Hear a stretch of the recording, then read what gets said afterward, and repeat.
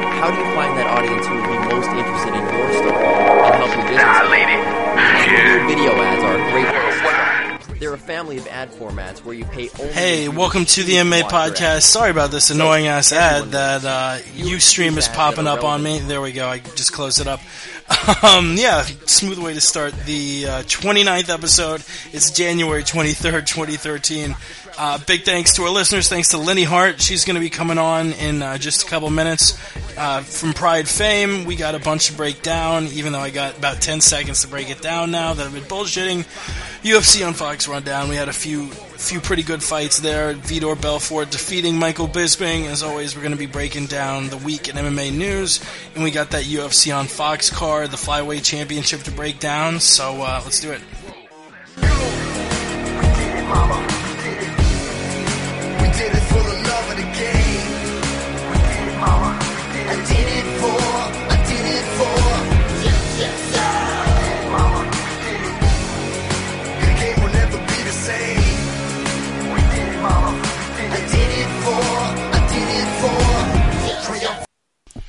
And it is January 23rd. Thank you so much for tuning in. Like I mentioned at the top of the show, thanks to Lenne Hardt, who will be joining us in just a few minutes, and our listeners, and of course, our friends over at MMA Mental. Check out MMAmental.com if you haven't yet. They kick our ass as far as just sheer number of interviews. They usually get like 6 interviews a podcast, all pretty good stuff. They had a interview with Tyson Fury that went viral, obviously with him talking about Cain Velasquez. That was really cool. They're doing big things over there at MMA Mental. Check them out. Also, our friends at Word on the Street podcast, you can follow them at The Aunt Jimmy Show. Real quick, if you want to call into the show, we'll be taking calls after the interview with Lenne Hardt. The number for that is 213-457-3380. That's 213-457-3380. Tweet us at the MMA Podcast and visit our website at themmapodcast.com. We do this every Wednesday, 9 to 11 Eastern, 6 to 8 Pacific. And we got the roundtable tomorrow and every Thursday, 7 to 9 Eastern, 4 to 6 Pacific. Sorry if I'm coming through a little congested today. I was pretty sick over New Year's. This isn't nearly as bad, but at the same time, my throat sounds pretty horrible. I got a little bit of congestion going on, and my stomach's been being all fucked up. Is the flu affecting you at all over in California, Chris? No, I have a really good immune system, and I think the herpes kills the AIDS, so I'm good, dude. I don't even have to worry about that. Yeah, dude, I thought I had a pretty good immune system. I hadn't gotten really sick in the last 4 or 5 years, since high school, really. And this is kind of like a 1-2 punch. I'm not liking it at all. I might need to start getting more flu shots in the future. I don't know. But, yeah, other than not being sick, everything going smoothly in California? It's going good out here, my friend. Just some shitty weather, but other than that, it's another day in paradise. Shitty weather. Is it cold, rainy? Whore. Yeah, it's a cold, rainy whore. Yeah, it's foggy. It's not raining necessarily. It's gloomy. And gloomy sucks. Gloomy does suck pretty badly. Yeah, I've been in Florida. It's actually been pretty goddamn beautiful. I'm not complaining whatsoever. 4 months out of the year, it's nice, a decent temperature. We have 8-month brutal summers here, but this is the time of year where it's nice down here, so I'm enjoying it. Nice. And I guess, yeah, it's 9:05, so let's call up Lenne Hardt and get her onto the line. Let me dial her up on the Skype machine. All right. On the Skype machine, it is ringing right now. Good podcast silence. There we go. Hey, hey, Miss Hardt? Yeah, hang on 1 second. For some reason, hang on. Okay, can you hear me now? Oh, yeah, that's perfect. Okay, there we go. Cool. Thank you so much for coming onto the show all the way from Tokyo, Japan. How are you doing today? I'm doing very well. I'm speaking with Jake, yes? Yeah, this is Jake. Yeah, how you doing? How's Chicago?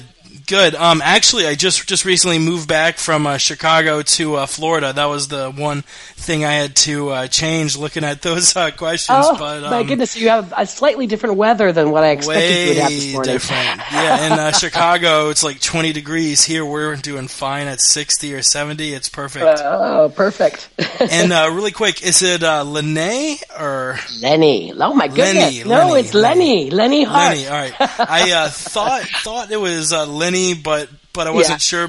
I know one other person with the same spelling, and they actually go by Lenne. So I guess it's... it's not phonetic. It's actually short for Lennell. So it's just it was my mother's way of abbreviating the name Lennell, but we say Lenny.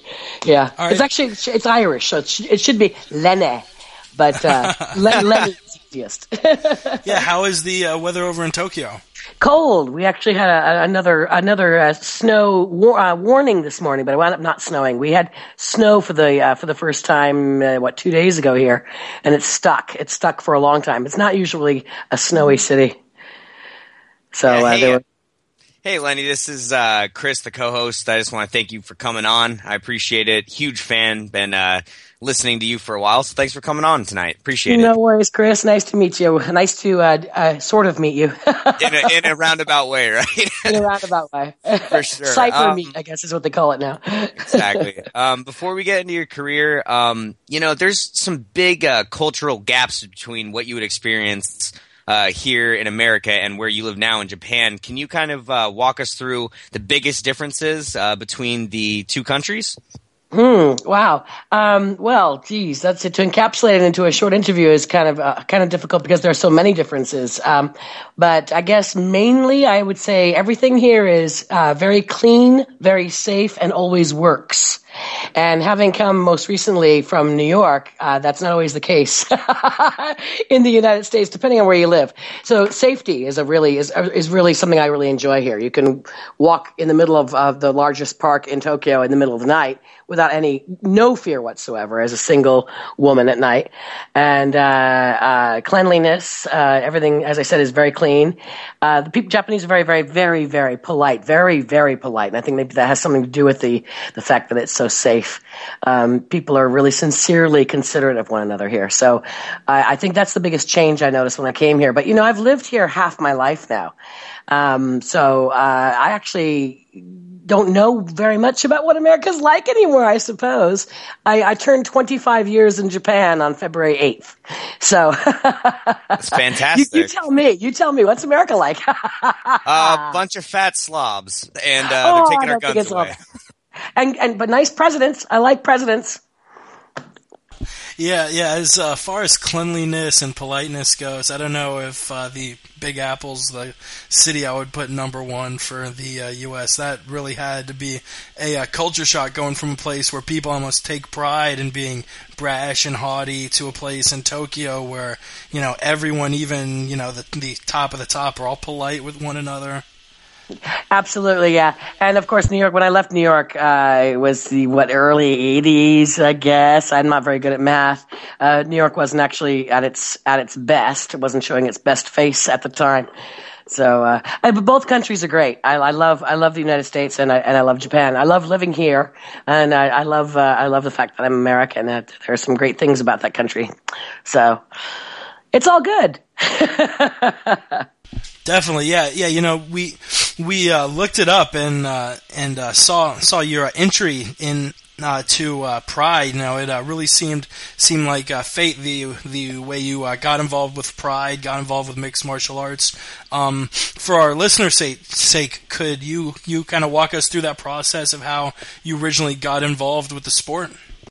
Well, the saying is that it's not what you know, it's who you know. But in my case, it's not what I know or who I know, it's where I was at what time. Being in the right place at the right time.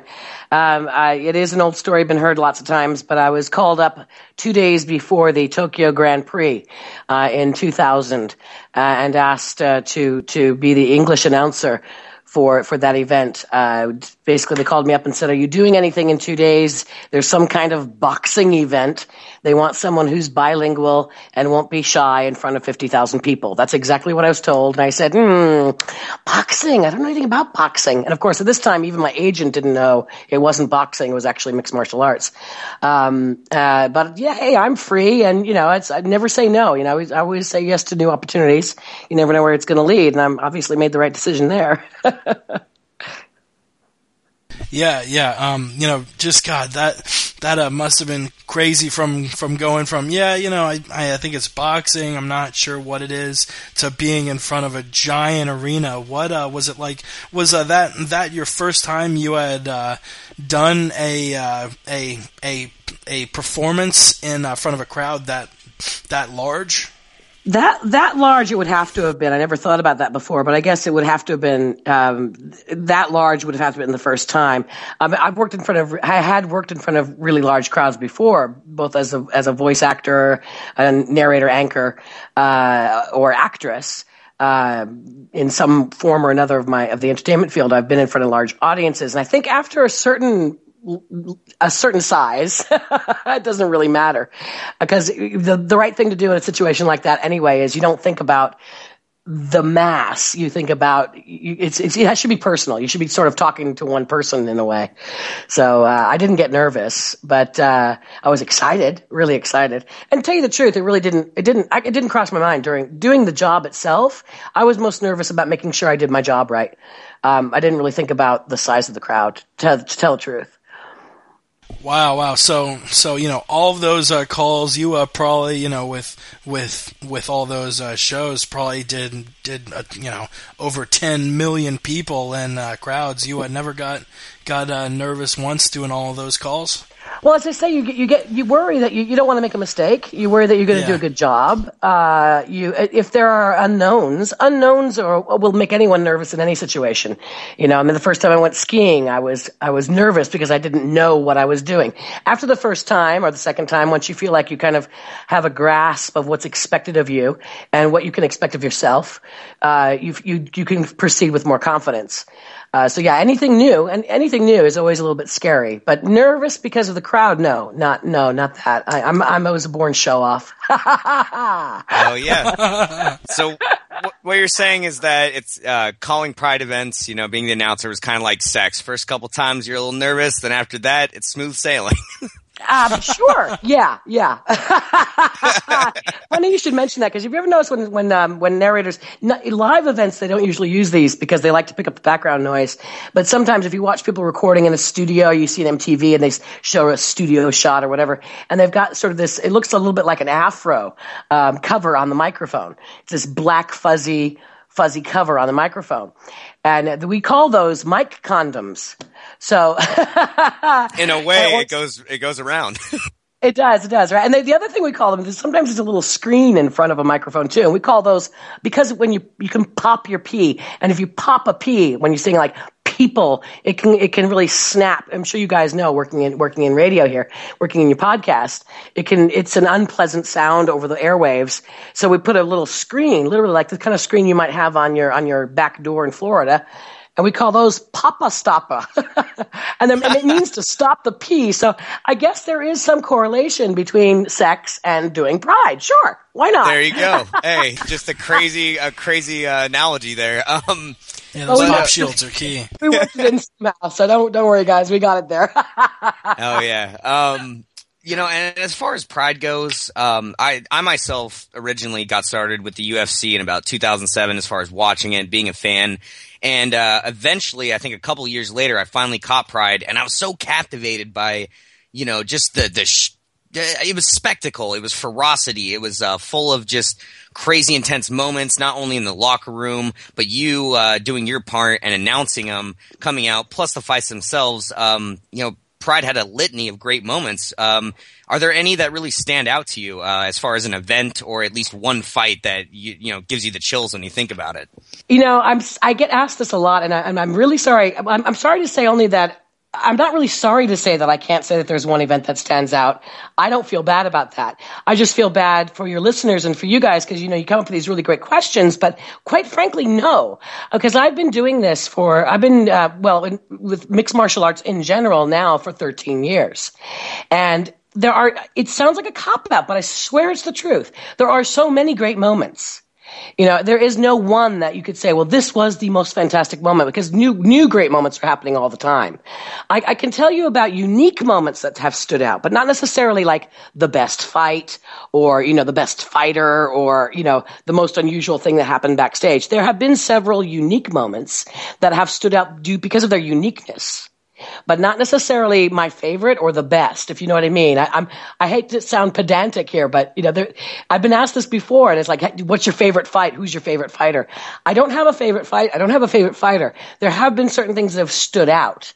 I remember, I think it was in Las Vegas, seeing, now I'm not even sure about that, but seeing Mino Aman beat Butterbean. I mean, that's a standout moment, how can you, and he's got this reputation of being, this David and Goliath fighter. I always will talk about Mino Aman when I talk about, some of my favorite things that I've seen, because it's just so incredible. Now, whether that was technically the best fight I'd ever seen, obviously it's not, but, he's beating people like Butterbean, my gosh. Talk about Bushido spirit. Right, and it stands out. It does stand out. That's one of those moments. Because go ahead. Sorry. Go ahead. No, I'm just saying I got criticized once because I said that one of the things that stood out, one interviewer actually thought I was crazy. When they asked the same question you just asked about, do I have a favorite standout fight or fighter, as well as another thing they asked. And I mentioned the fight between Don Fry and Takayama-san. I'm sorry I can't think of his first name right now, Japanese former pro wrestler, long blonde hair.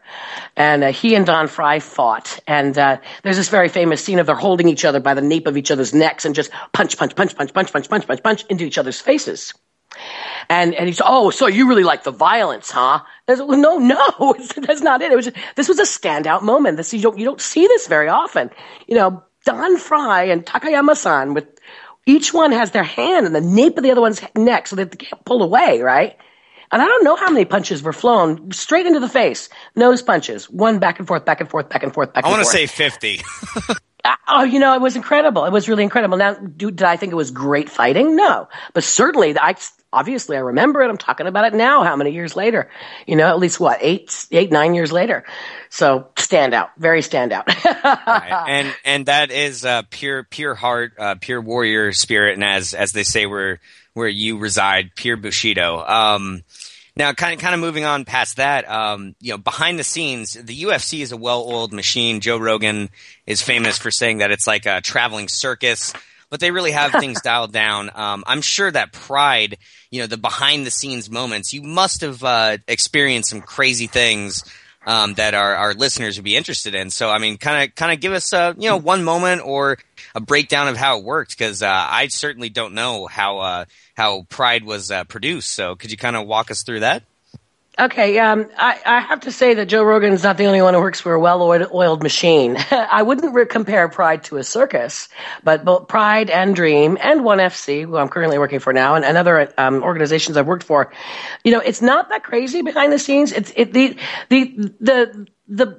big unknown are the fights themselves. It's our job to make sure that nothing else is unknown, that everything else is so predictable, so well rehearsed, so well put together that things don't happen. And I actually don't have any really good backstage stories to share with you. I've seen some things, heard some things that it's not really my place to comment on, and I wouldn't do that. I could gossip. But as far as the production itself, as far as I don't know, wheels coming off trailers as they're pulling in major expensive cameras and stuff, it just doesn't happen. And the Japanese are really famous for being very well organized, very well rehearsed, and very well prepared. And part of that is because everybody takes pride in their job, no matter how small or large that role may be in the event. You could be the guy that's going around taking tickets. You could be the guy that's following the cameraman around, making sure he doesn't trip on his wire. Everyone is a pure consummate professional. And whenever I've worked within the Japanese industries of any kind, and traveling to America with Pride as well, working with the Japanese, there's never a problem. It's smooth as glass. There are some difficulty working with ONE FC because we take it from nation to nation. So there are some things that go wrong. But as it, the kind of things that you want to hear, like, oh, well, so-and-so did such and such to so-and-so, or, ambulances showing up because somebody got punched in the face it wasn't supposed to be. I have stories like that aren't really my place to tell anyway. So, Sure. And even if they were more prevalent, but they're not. They're just not that prevalent. So boring answer, but the truth is no. You know what? I don't find it boring at all. It is totally nice to get some insight from someone that dealt with it, and was there. So you kind of just, you did answer the question in a way. It just like the UFC, a well-oiled machine, very precise, and it seems like they had their gig planned out, and that's good. That's some good information right there. Yeah, they know what they're doing. Yeah, there are dramas exist. Of course, dramas exist, but actually, that would be so petty and boring you wouldn't even want to hear about it. So right. Just some alpha male shit, right? Yeah, or female. Exactly, alpha female, absolutely. So kind of moving away from the production of Pride and your favorite moments, you have a background in jazz music. I actually didn't even know this until me and Jake were discussing what to ask you. So could you kind of tell us about that and how that played a role in your style of calling the fighters? Well, not just jazz. I started out as an actress, so my background in both education and experience are in musical theater. And I currently have a jazz band that we've been together about 12 years now. I've got a jazz quintet. There are five, including myself, there are five of us, which we perform. We've been performing both jazz and just sort of eclectic selection of music. And I also was a disc jockey. So with my musical theater background, I studied opera for 4 years. I've had a lot of musical connections with music, and of course, it has something to do with the way I call. Absolutely. It's all part of the whole package, the whole celebration, the whole sort of festival of the event, of the night. It's one of the things that makes it great to see live, Of course, it's wonderful to see it on television, on pay-per-view, into streaming. But if you come and see one of these events live, especially Pride, ONE FC is a good second to Pride now. They've actually been consulting with people who produce Pride, including myself, to try and get those levels of extravaganza up there. Music is a huge part of that, obviously. You guys love music, right? Especially a guy from Chicago, you gotta love music. So it does affect the way I do my job, yeah. Thinking about the rhythm, the style, the pitch, the tone, the timbre of it, yeah. It's definitely, yeah. You had a very unique style of calling fighter names. It would really pump up the crowd a bunch. I wish I could have gone back in time to not just see those really, really incredible fights, but be a part of the pre-fight spectacle with the fireworks and the music and you calling out the names. It really must have been pretty amazing. But that style you had to call out fighters, you already developed that style before your job with Pride, or did it just kind of come to you leading up to your first event? It came to me during the first event. Wow! Without having realized it, I had to think about this later on. I realized that this was what was happening subconsciously. I used to watch, the old, black and white movies, and you'd have the announcer come out and he'd pull the microphone down from the center of the ring and he'd announce the announcers. And then even since then, the Muhammad Ali fights and Mike Tyson fights, and I always thought, wow, that's not enough. The announcers, how they're announcing them coming in, it's not incidental. These guys are coming. Obviously, the most important thing is the fight, but the most important thing above that are the fighters. And it never seemed grandiose enough to me. It never seemed celebratory enough, Make a big deal out of this, Winner or loser, these guys are putting themselves on the line out there, And, immense, incredible sacrifice and training. And I have nothing but respect. There are two people that I have loads of respect for, two types of careers, are athletes of any kind, and dancers, who I also consider athletes. So that the amount of dedication and hard work and determination that goes into their careers, you got to celebrate that. And it's just not enough fanfare. I always thought it was never enough fanfare. So I made a big deal out of it. Yeah, I always thought it was more important to celebrate that. Here they come. And you better be excited about it, because I know I am. Definitely. Talking about the respect we had for all these guys in MMA, especially at the top, it's really crazy the sheer amount of time you've got to put in to be such a great athlete, be at the top of your game, and sacrifices, not just the time, the sacrifices, the diet, the time away from family, the exercising even when you're tired and you got a cold, and the denying yourself certain things. It's incredible. I know I don't have the willpower to do it. Definitely. I listened to an interview a while ago, and you said your favorite fighter to announce, at least, was Antonio Rodrigo Nogueira, for all of his R's, his rhythmic name, and his inspired style of fighting. Do any other names jump out at you as fighters you loved calling out? First, let me correct it, because it's Brazilian. It's actually Rodrigo. Rodrigo pronounces as H. It's like Royce Gracie. So Antonio Rodrigo Nogueira, and that's why it's Hua, not Rua. Mauricio Hua Shogun, yeah. Hua. Obviously, things in threes are really easy to say, and it's just they have a natural rhythm to them. But I still do love. Again, I'm going to mention Mino Man.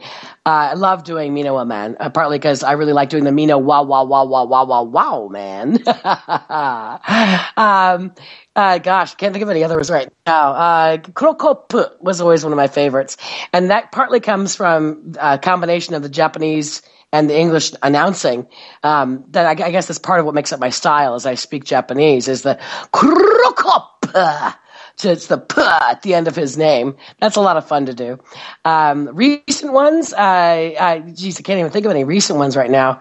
And then you get the classics like Josh Barnett and Mark Coleman. They were fun too. All I do is, and Don Fry. All I do with their names is just elongate them and just make them nice and big and wide, and So I've got a few favorites. I suppose after Nogueira though, Mino Waman, Sokuju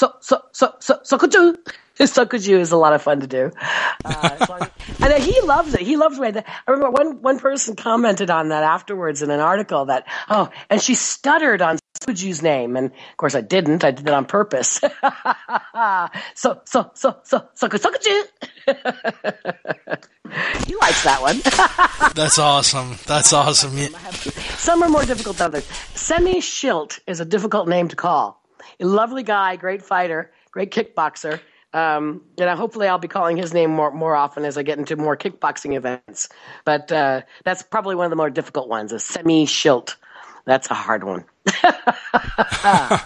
For sure, yeah. We had Michael Schiavello on a little while back and asked for one of his classic one-liners, and he understandably turned us down, saying it was something that really kind of needs to come in the moment. But it definitely broke our hearts. Is there any way we could get one of your signature calls for our show, the MMA Podcast? And no pressure. If you say yes, we might have to play it at the beginning of every show. Well, I'll tell you what, I know Mike Schiavello. I've worked with him in Hawaii for Pro Elite, and I had a lot of fun working with him. He's a really, really, really nice guy. But I do understand when they say they can't do these things. I do understand it, but I'm not going to say no to you. So how's that? Is that like awesome. I made you think I was letting you down, but I'm not really? Does that like yes. Does that like make you feel I better? am so happy right now, Lenny. Yeah. You want to do that at the end of the interview, or you want to do that now? Sure. We can save the best for last and try and get people to stay on the hook until the very end. Okay, cool. But realistically, how often do people ask you to sort of announce their name? All the time, and I love it. I really love it. The only time it's really a bit of a problem is like sometimes it'll be like in a movie theater or whatever. It's like, call my name. It's like I can't do that. disturb all these other people because in order to do it right, there has to be a certain amount of volume involved. I mean, I could do it really quietly, but that's not what they expect. I can do lots of different ways of calling your name, but what you really want is that sort of grandiose, high-pitched, high-volume, over-the-top call, right? And I'm not going to do that when I'm in the library, or on the crowded train or something, So I've had to turn people down once or twice only because of that, only because I don't want to disturb others around me. But that's one of the reasons why I did get asked this a lot, and I have actually done. I don't know what they call them in America. I hear they call it chaku mail, and it's sort of a pre-recorded thing. You can call your server, and it's sort of like if you want to download a song, it's a what's that song that's really popular that even the Cookie Monster universe love?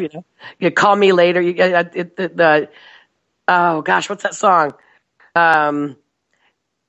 But call me baby. What's that song? I think it's called "Call Me Maybe" by some Carly Rae Jepsen or something. Okay, you know far more than I do about it. But anyway, I'm ashamed. I'm aware. You should be ashamed. Monster did it. Isn't that sad? Okay. So it's you can get that put on your phone as your ringtone and stuff, right? Here they call that chaku mail. So you actually call up your server and you can pay, X amount of money and you can have that. So that they have my voice. There's a few different servers here that have my voice doing that. Just even things like saying, good morning or, and in Japan, some of them are in Japanese. And so the joke doesn't translate that well, but there's certain things you can say in Japanese like, hey, moron, your phone's ringing. Can't you hear it? That kind of stuff. Right? So it's called chaku mail and you can do that here. So that happened a couple of years ago. They recorded my voice for that. It took days to do it. And boy, I didn't have much of a voice after pages and pages and pages and pages of things I read for them. And then there's another version that's actually an MMA version, which is just your name called MMA style. That's here in Japan, and that's with a local carrier. So, but people were asking me this as I would travel overseas and, just everyday people and people asking me to do wedding calls and stuff like that, birthday messages and stuff. So it's happening so frequently that what I did was I started my own service. It's not a service, it's actually a business.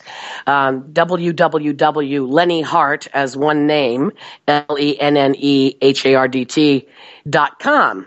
So you can get, as I just mentioned, birthday messages, ringtones, answering machine messages, wedding calls, and stuff like that. So I was getting asked quite a lot to do that, and started that service. So if anyone wants to do that, it's pretty cheap, and you can just do it online, and we send you an MP3 of it. You could pay via PayPal, so it's really easy to do.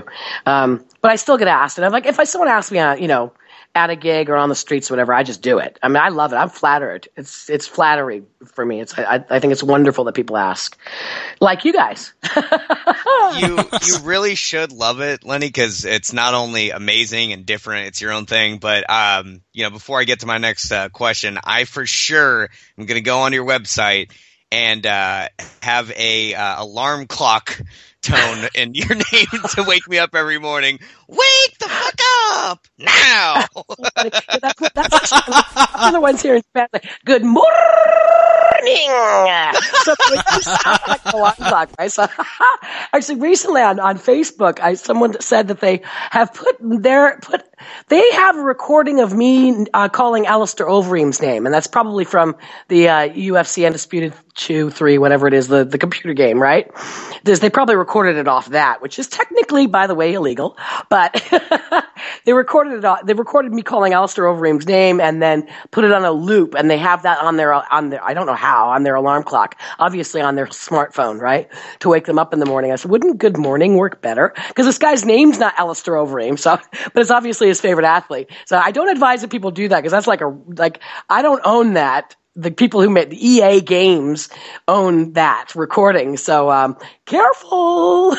Yeah. Copyright shit right there. Yeah. There's a little bit of copyright stuff happening there. Yeah. And as I said, I don't own that. I mean, apparently I am copyrighted. My style is copyrighted. So fair warning out there to anybody who does want don't copy fuck with Lenne. If I was Alistair Overeem, though, I would use that as my wake-up time. But I just told this guy on Facebook, but your name isn't Alistair Overeem, so wouldn't you rather me say good morning? I'll do it for you. I'll do it for free. Hell, just call me up. Poor guy getting every day, right? Oh yeah. That's amazing. And getting to other questions, I'm just lost for words here. Sorry, I just turn on too much, don't I?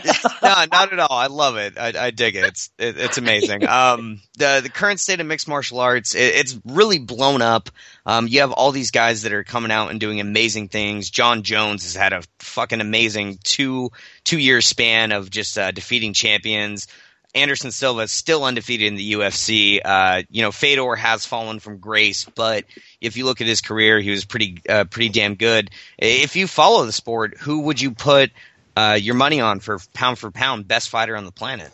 Well, that's such a hard question, partly because I don't really get a chance to follow the UFC much. And of course, for North America, that's pretty much all you guys know. I mean, I know that you'll watch what's going on in Asia, but now that Pride is not as prevalent and ONE FC has not really quite gotten over to North America yet as far as broadcast goes, your frame of reference is probably mostly UFC, which I don't get the chance to watch much. I'm just so busy. I mean, I'm traveling every month doing stuff over here, and of course that's just the traveling and the actual event itself. So I don't really get a chance to see what's going on in North America. Because Pride used to be sort of worldwide known, I can mention some of the Pride fighters. That might sound a little bit old school to you guys. Certainly pound for pound, Antonio Rodrigo Nogueira, if he were still fighting. Vanderlei Silva, forget about it. Certainly Emelianenko, Fedor. These are some real giants. Mirko Krokop, but we're talking about 5-10 years ago. They were at their peak. Currently, the only one I can think of, pound for pound. You mentioned pound for pound, of course. Where I live now, we'd say kilo for kilo. Yep. Certainly, and I know not everyone likes him, but you gotta give kudos to Shinya Aoki. I mean, this guy, out of his weight class, this Shinya Aoki, I mean, you don't have to like him personally. You don't even have to understand him. But this guy's he's got a great record. And he just keeps improving himself more and more and more and more and more. And now that he's working with Evolve MMA out of Singapore, I think he's really improved even further. So I'm not saying he's the best. I'm saying he's the best I can think of right now. As I said, I haven't followed UFC much lately. So Shinya Aoki is someone to keep your eye on. And I think Melvin Manoff, you're going to see some great things coming out of Melvin Manoff in the next couple of years. If you're talking about overall, historically, the names I mentioned before, Fedor, Vanderlei Silva, Anderson Silva, though. I mean, I remember Anderson Silva when he was first starting out, and he's amazing. He's really amazing. For a while there, his nickname was the Spider.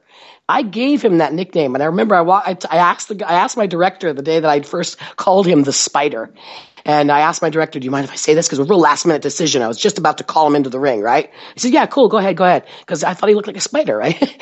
And told him about it later on. I told Anderson about that later. I said, "Do you mind?" Later that night, and he said, "No, I think that's so cool," but I think the nickname got dropped. But Anderson Silva certainly impresses me as well. Did you? No, really? definitely.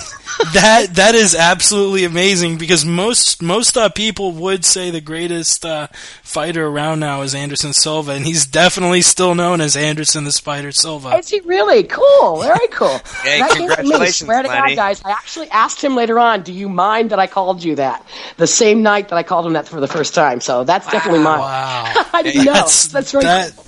That is amazing. No, it's still used pretty often. I mean, I think his last win against Stephan Bonner when they were freaking out, they're like, "The Spider Silva wins again," or something. Oh, that is very cool. I'm really glad because he just had and it was just part of the style, the quality. He's this sort of slow, quiet, menacing, amazing. I mean, actually, he's not dissimilar in some of the ways he fights to Shinya Aoki. But of course, he's like when I first saw Shinya Aoki fight.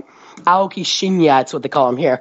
When I first saw him fight, he was wearing these longish, bright yellow spandex pants. Yeah, and I'm really glad that I didn't do this. But I was almost going to do it. It was exactly the same situation. I asked my director if he thought it was cool, and I was just about to call him because he was always wearing these same ones. And I didn't call him the first time I asked about it. I didn't call it. And the next time I was like, okay, I'm going to use this nickname I thought of. And he came out in rainbow-colored pants, so I couldn't use it. But I was going to call him Banana Pants. You should have done it, dude. You should have done it. Well, if he had been still wearing yellow, I would have. But because he was wearing these rainbow pants, so now he's just Aoki, which is, of course, getting the sound of I hope I didn't hurt your eardrums just now. Getting the sort of a howling sound out of his name. He made love to them. Yes. One question actually, off the cuff. I know we kind of went through the questions earlier, but there's one thing I wanted to say and then ask you a question afterwards. You said that we probably just watch UFC.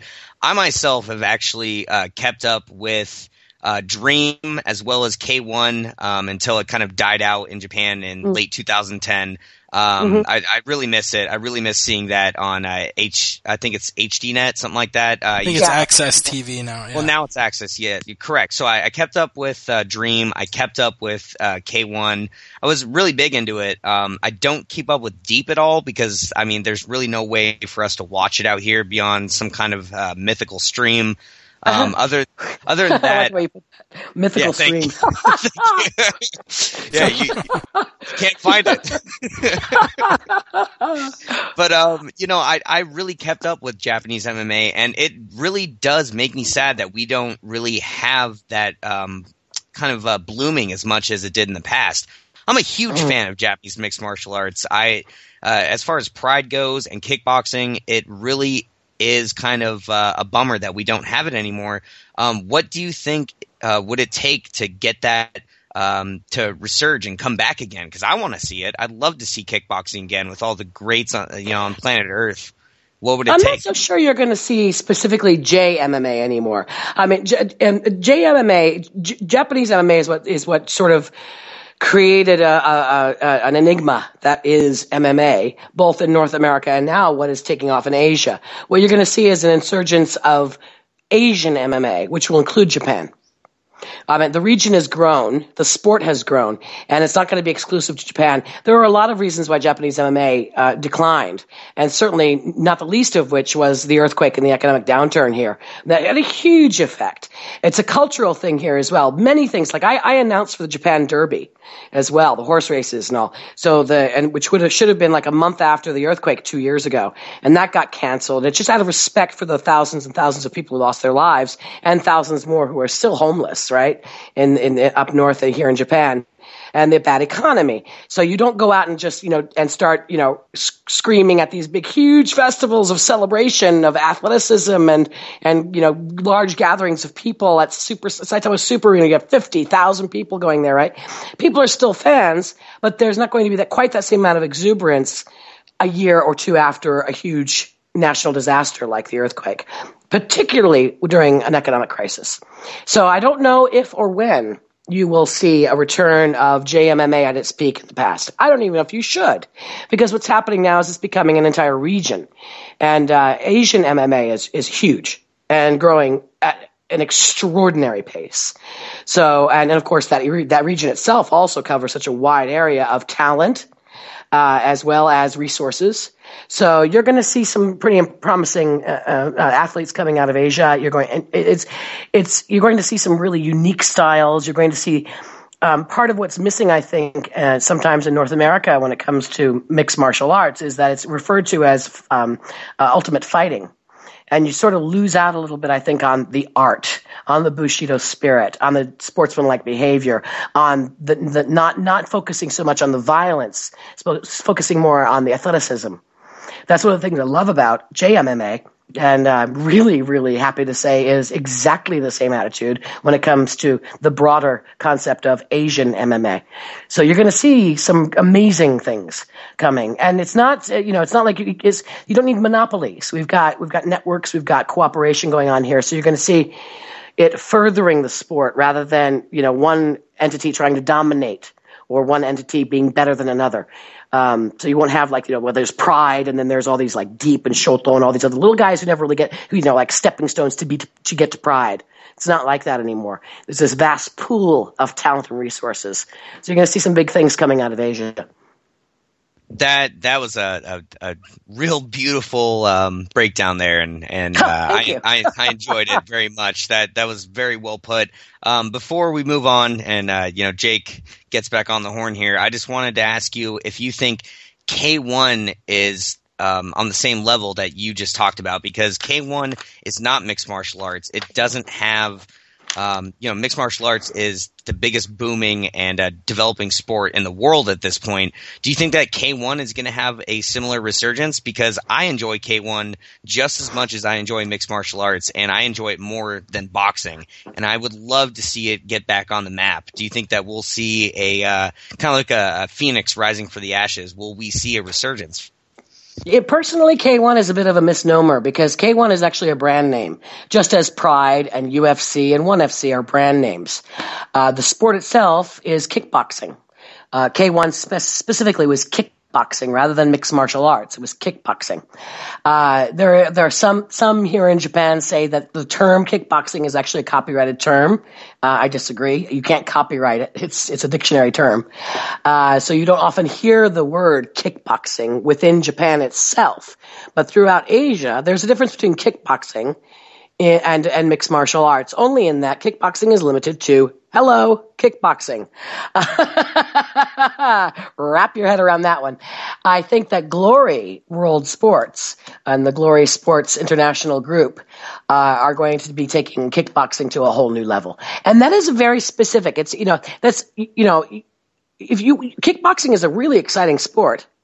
It's like saying boxing. I mean, mixed martial arts also includes boxing. It includes street fighting. It includes, all sorts of things. That's part of the joy of watching that, is watching these various athletes from these various disciplines with combined rules in a ring or a cage.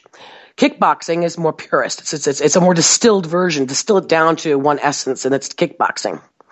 That's what Glory is doing. And I think you're going to see some fantastic things happening there as well, throughout Europe and the United States of America, and possibly even into Canada.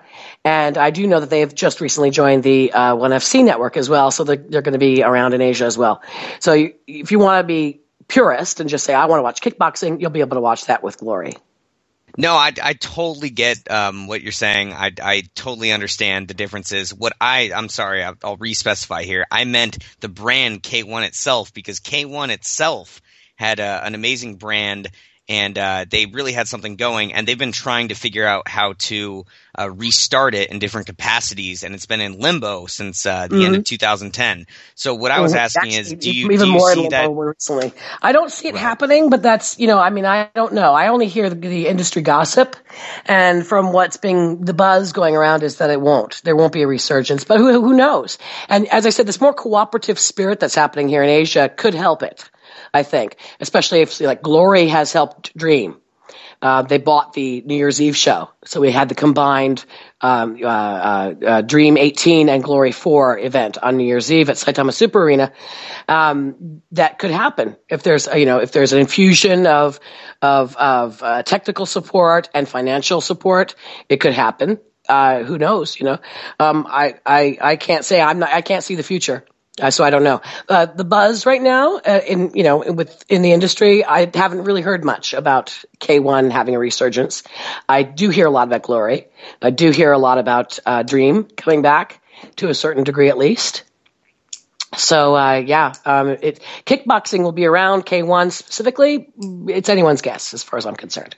Thank you. I'm really kind of surprised the American audience is having grasped on to kickboxing, because the biggest complaint you'll hear from an American fan, especially one who isn't that invested in the sport, sort of just one of these guys who happens to be at the sports bar when a UFC event comes on. Hell yeah! They always say, oh, what is all of this? Yeah, bro, come on, let's have another picture. Get the cage. Where are the chicks at, bro? Sorry.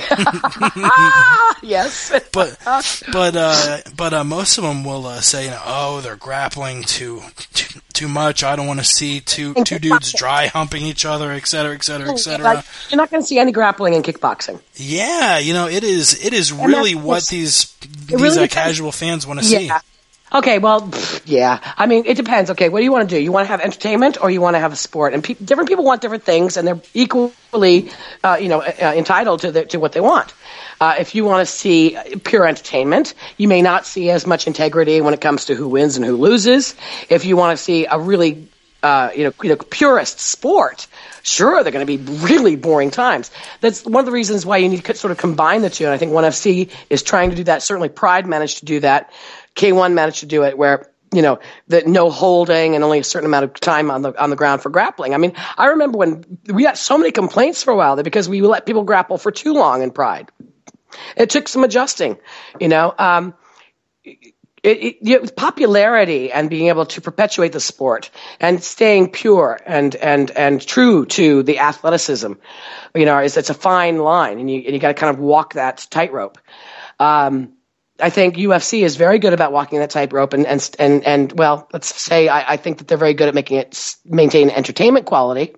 I think what might be missing in some of the stuff that you see in North America is more of the quality athleticism. I miss more ring sports, quite frankly, personally. It's a different sport, it's a completely different sport. There are things you can do in a cage you can't do in a ring and vice versa. In other words, the more you know about the sport, like anything, that you become a connoisseur of, the more you know about it, the more you're going to want to delve into it and find the higher, deeper, wider aspects of it. You know what I mean? Yeah. What do you have any theories on why kickboxing really hasn't taken off in the USA? Because I can't really figure it out. I don't think anyone's really tried. I mean, kickboxing as a spectator sport for competition, I don't think it's specifically really been introduced there. Certainly, mixed martial arts has. I mean, I call it UFC. I call it MMA, and I don't even know if the term MMA is really all that. Obviously, your podcast is called MMA, but does the average person who watches UFC even know they're watching MMA? No. I mean, I've seen websites where the one guy interviewed me the other day, and on his site, and I'd actually honestly don't remember the name of the site or the guy who interviewed me. I feel bad about that, but on his page, we said, "Can I interview you?" And I went to check out his page, and on his page, and it was a pretty popular site, sports in general. They didn't list it as MMA, they listed it as UFC. And that's pathetic. It's a brand. That's not. There's kickboxing. There's mixed martial arts. There's so many different. It's a new sport. It's in its infancy, really. I mean, if you compare it in terms to, say, football or hockey or tennis, anything, it's in its infancy and it's just finding its legs. But I think we can all agree at this point there are various brands and various disciplines. MMA, by its name, is mixed martial arts. People of different disciplines in the same ring or cage working in combined rules. And it by osmosis creates a new sport it always constantly growing and changing sport depending on what kind of a discipline is added. Whereas kickboxing is kickboxing. And I don't think there is grappling in kickboxing, is there? I mean, am I making a total ass here? There's the only grappling that is involved is clinching and takedowns from the clinch, which is allowed. Be annoyed with that, though. I mean, we're not talking about being on the ground for an extended period of time. True, I agree. I think it's 3 minutes now for MMA, or not even, is it? I don't even think it's 3 minutes for. Well, it depends on which brand you're referring to, but I'm quite sure that at least with Dream, it's not even 3 minutes for grappling. Stop, don't move, center, and then it's also action. Right? So. In the UFC, it's all up to the judge. Actually, I shouldn't even say the UFC. The unified rule set in North America is it's up to the referee for when to stand it up. There's no standard time limit. Set for mixed martial arts, correct? Is it for kickboxing specifically? No, that's just for MMA. Just for MMA, right? So there you go. There's another problem there. So if you're talking about like K1 or Glory, they would have their own set of rules. It's kickboxing specifically. So it's a little bit confusing. It's a growing, changing sport. So those in North America might be confused by watching what goes on in Asia, but I think those who are really into any kind of martial arts would behoove them. Put it that way. When was the last time you heard that word? One last mixed martial arts related question, yes, and it kind of comes back to the topic of your career, calling out fighters for the big shows like Pride, now ONE FC, obviously. You're obviously really happy in Japan, but if you were offered a gig, would you come back to America to announce fighter entrances in the UFC? Because I think a combination of yourself during the walk-in and Bruce Buffer in the cage might make me so pumped for a fight I'd just pass out right there. I have family in America. I am American. I have an American passport, an American accent, in case you hadn't noticed. And I would love to come and do some work in the United States, purely based on certain contractual constraints. Probably I couldn't currently do anything for the UFC. I also really doubt that they would ask me. I mean, they're very proud of being their own thing, and I don't blame them. I mean, like, even when they come here, and you know, I mean, I would love to have done. Hang on, there's a Vanderlei Silva fight coming up, isn't there, in March, isn't it? I think he's fighting Brian Stan in Japan. Yeah, I mean, like, Vanderlei Silva is literally a personal friend of mine. I mean, I know people say a close and personal friend, but he's a personal friend of mine.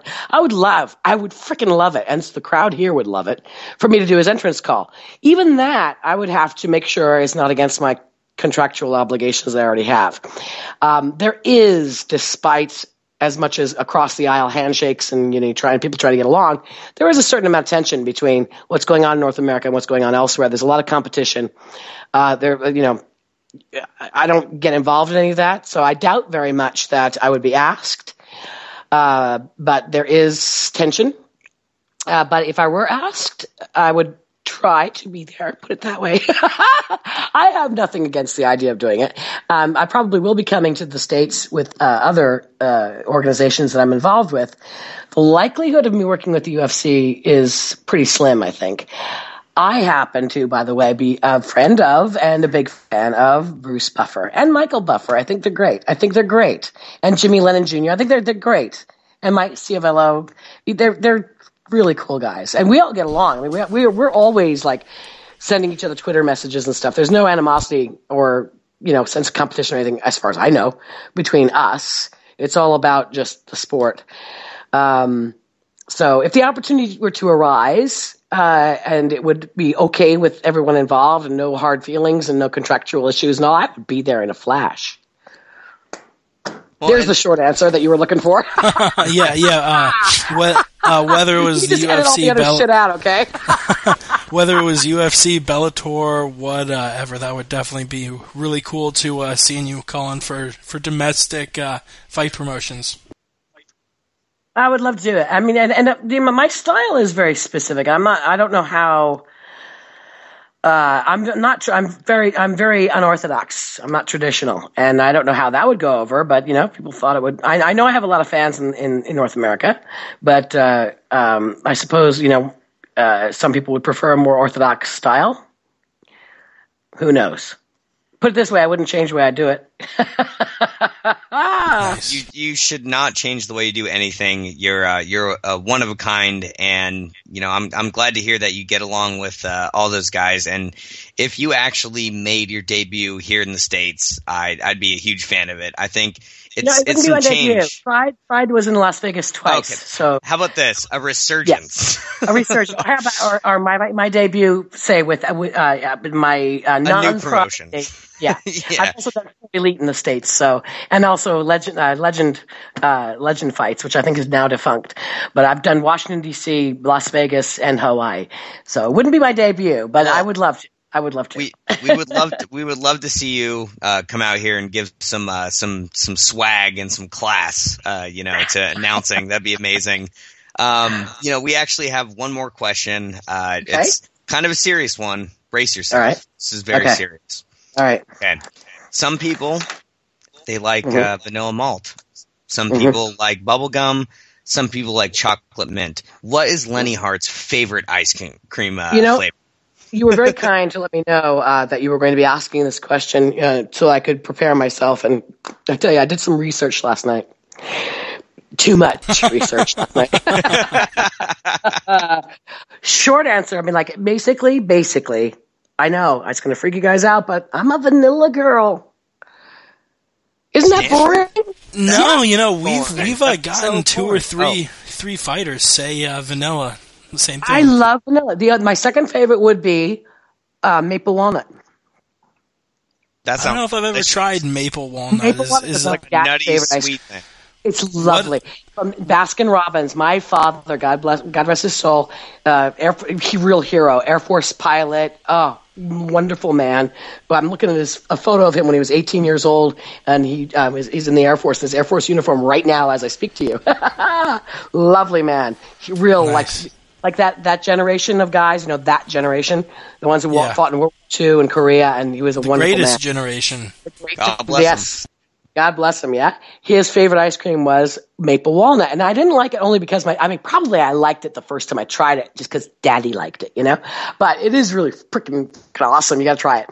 But I do one more thing I'll say about ice cream, okay? Because this is important. We need to really cover this issue. Definitely. Absolutely. I remember, and we cannot get it here, and I haven't had it in, at least a quarter of a century because I've been here 25 years, right? Do you remember creamsicles? Do they still have them? They do. I think so, yeah. So, okay, I'm hard-pressed to decide between plain vanilla, maple walnut, and creamsicles, the orange sherbet on the outside of a vanilla ice cream on a stick. So there you go.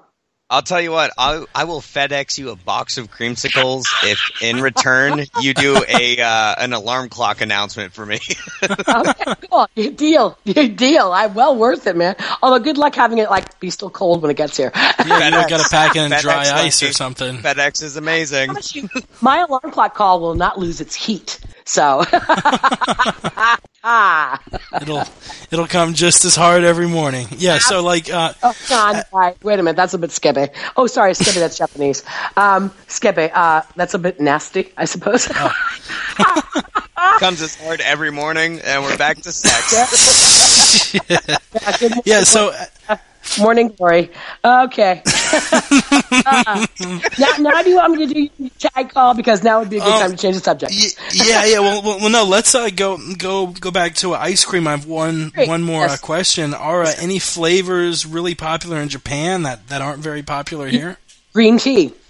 Green tea. Yes, which my husband loves. It's called matcha.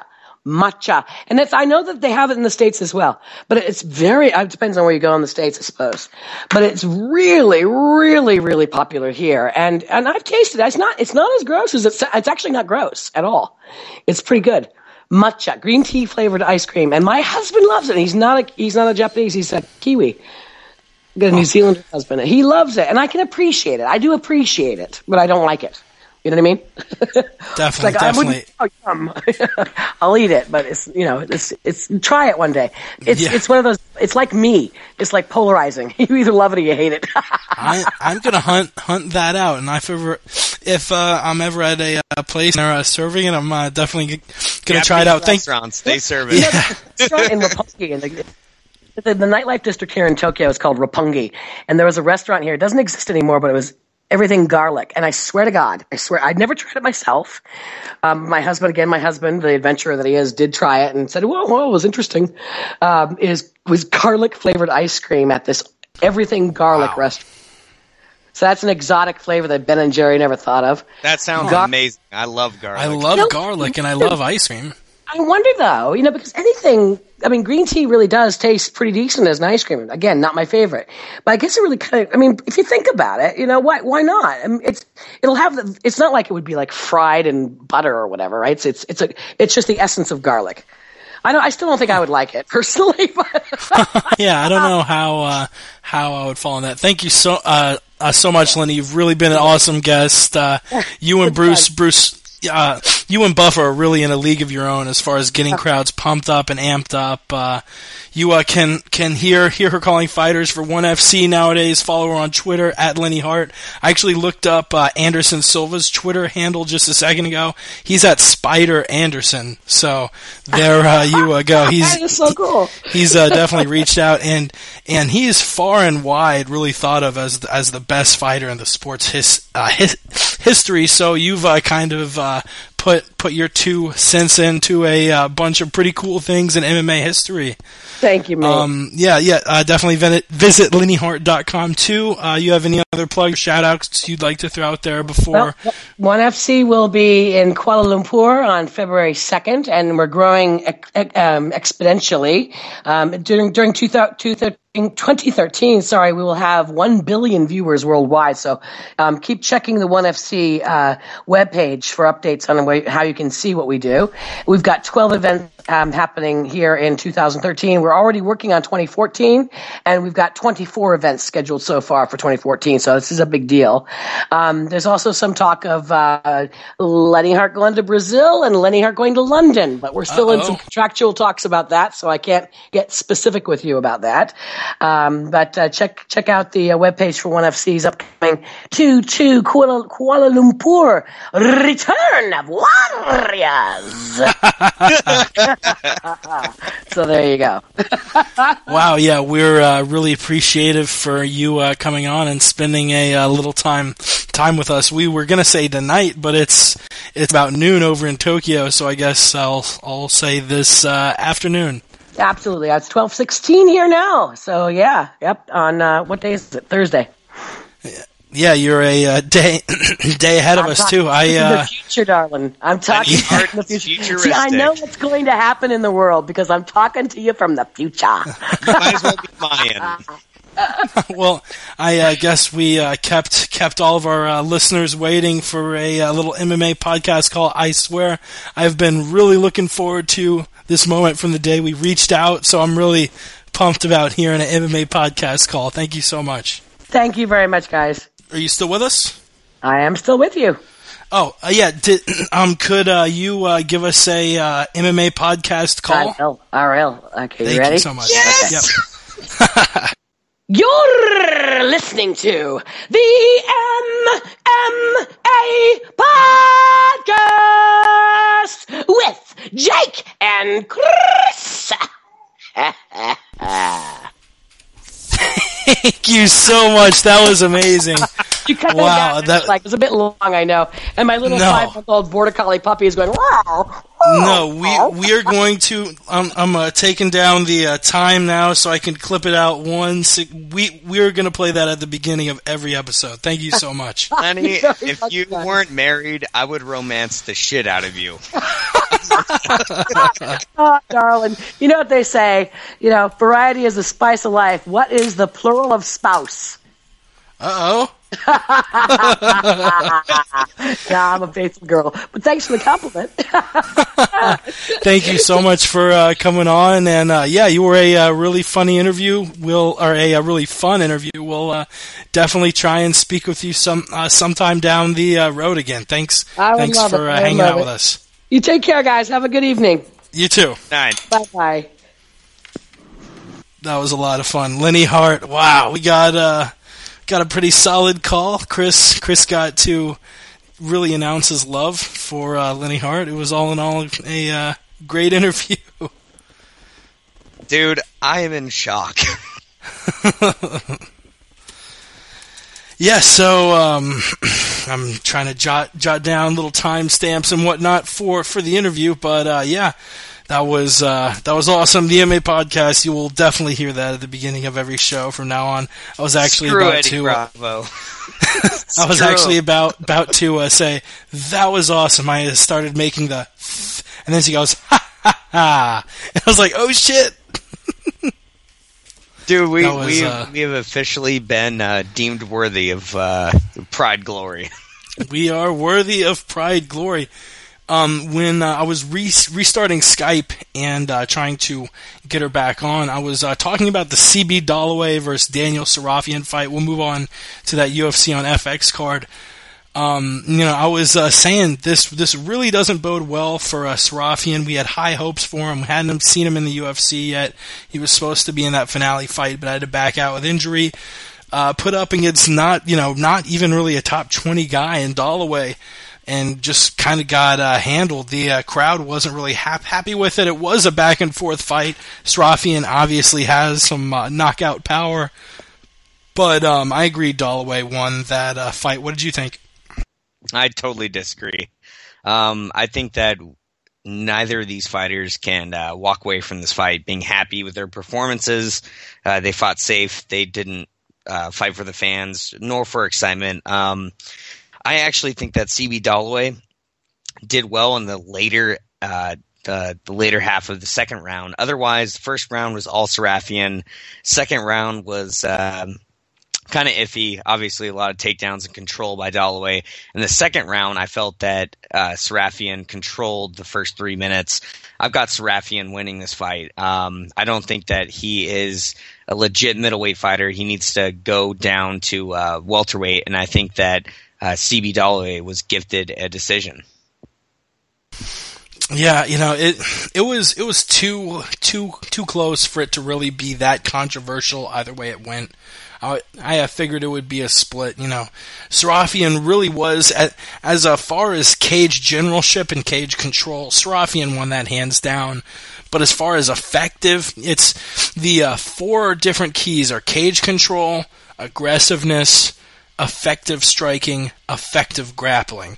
And in effective striking, that doesn't mean who gives out the most damage, because I do agree Sarafian probably damaged Dalloway more, but he was not effective whatsoever. He was throwing a home run punch every 10 seconds and connecting on 1 out of every 10.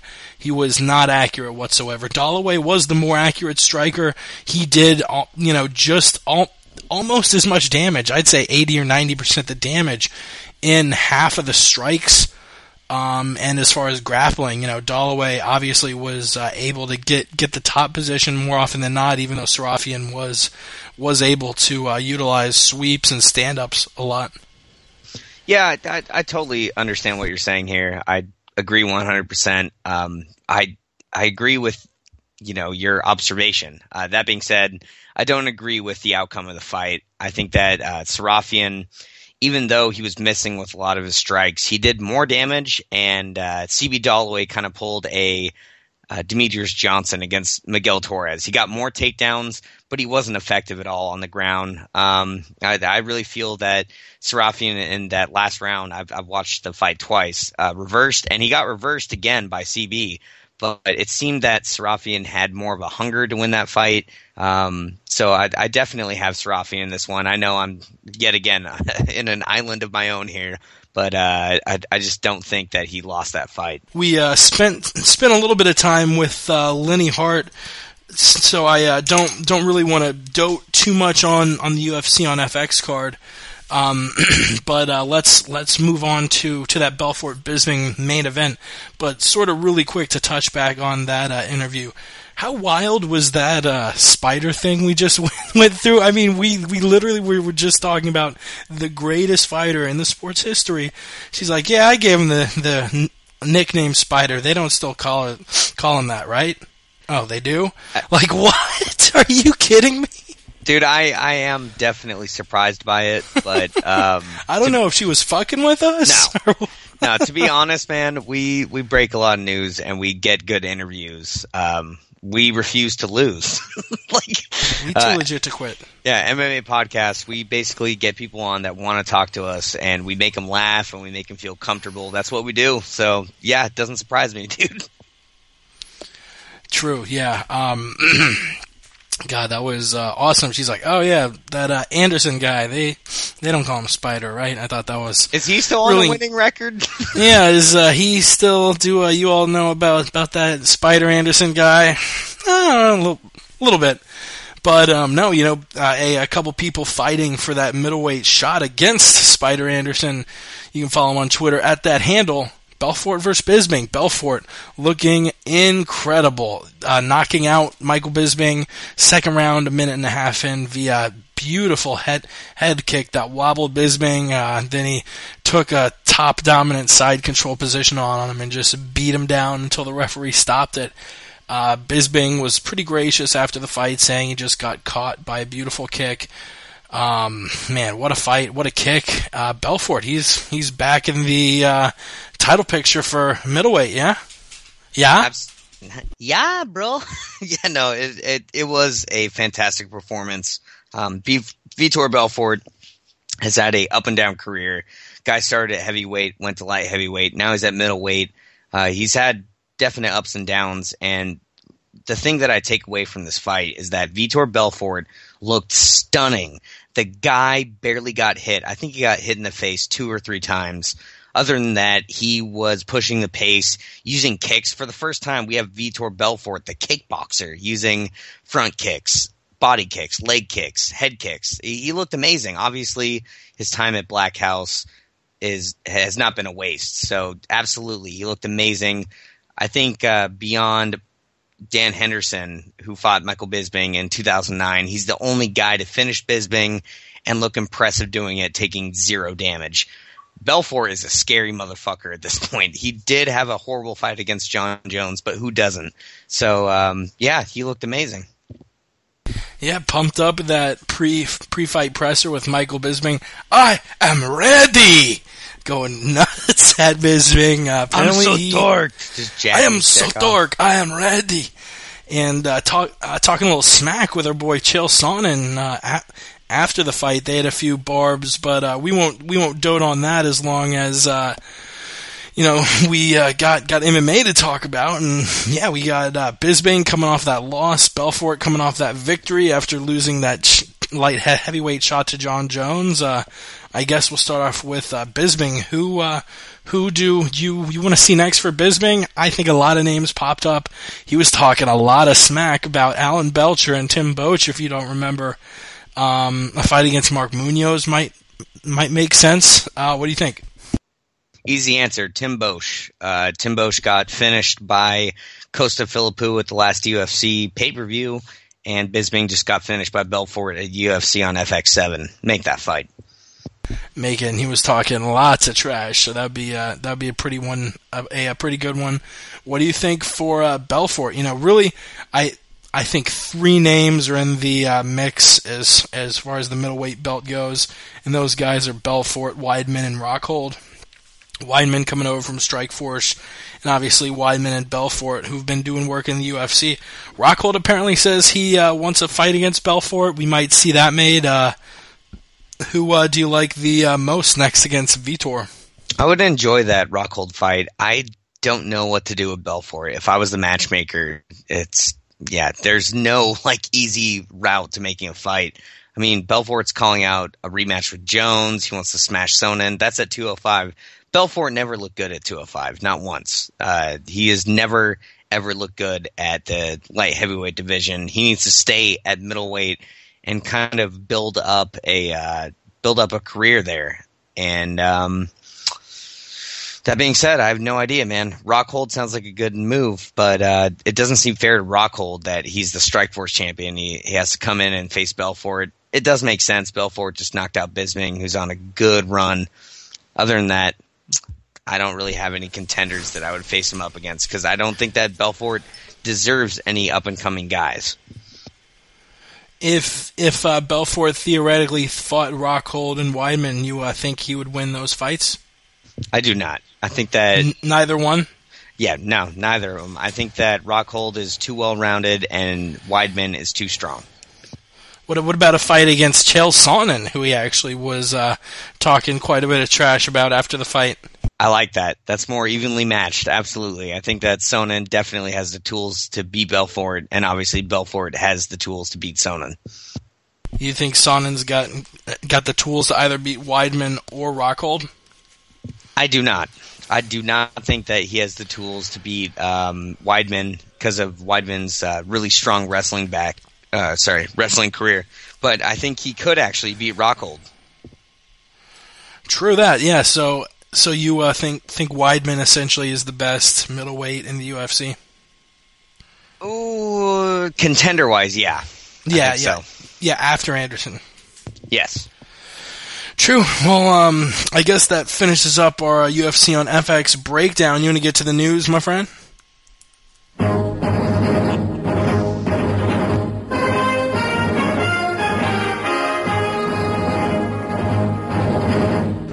I guess as far as the news goes, we'll start off with that TUF premiere, which was last night. One of my favorite TUF premieres to date. I love the way they're doing this new style of filming. And one thing I really liked about it, I was expecting them to really play heavy on the Sonnen card, Sonnen and Jones being ugly with each other. But it looks like they're going more for the long-term appeal. They're trying to bring you in with Jones Sonnen, but then when you actually see it, they're trying to sell you on the fighters and the way they're filming it, so you tune in for later seasons and you don't just watch this one season, which is a smart move. Before we talk about our favorite matches in that TUF premiere, overall, what was your take on that first episode of TUF 17? They're doing something right. TUF 15 Live was a fantastic, foray into live television. I like that. I don't know why they ever left that format. That was wonderful. Beyond that, it's a stale format. It really has kind of run its course.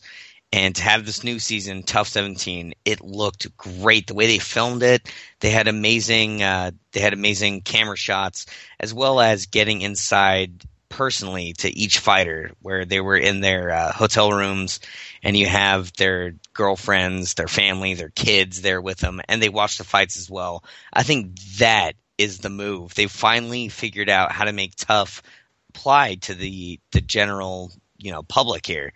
Because why would you care about anyone making a ruckus unless there was something deeper than that, like their family, their children? It was amazing. I loved it.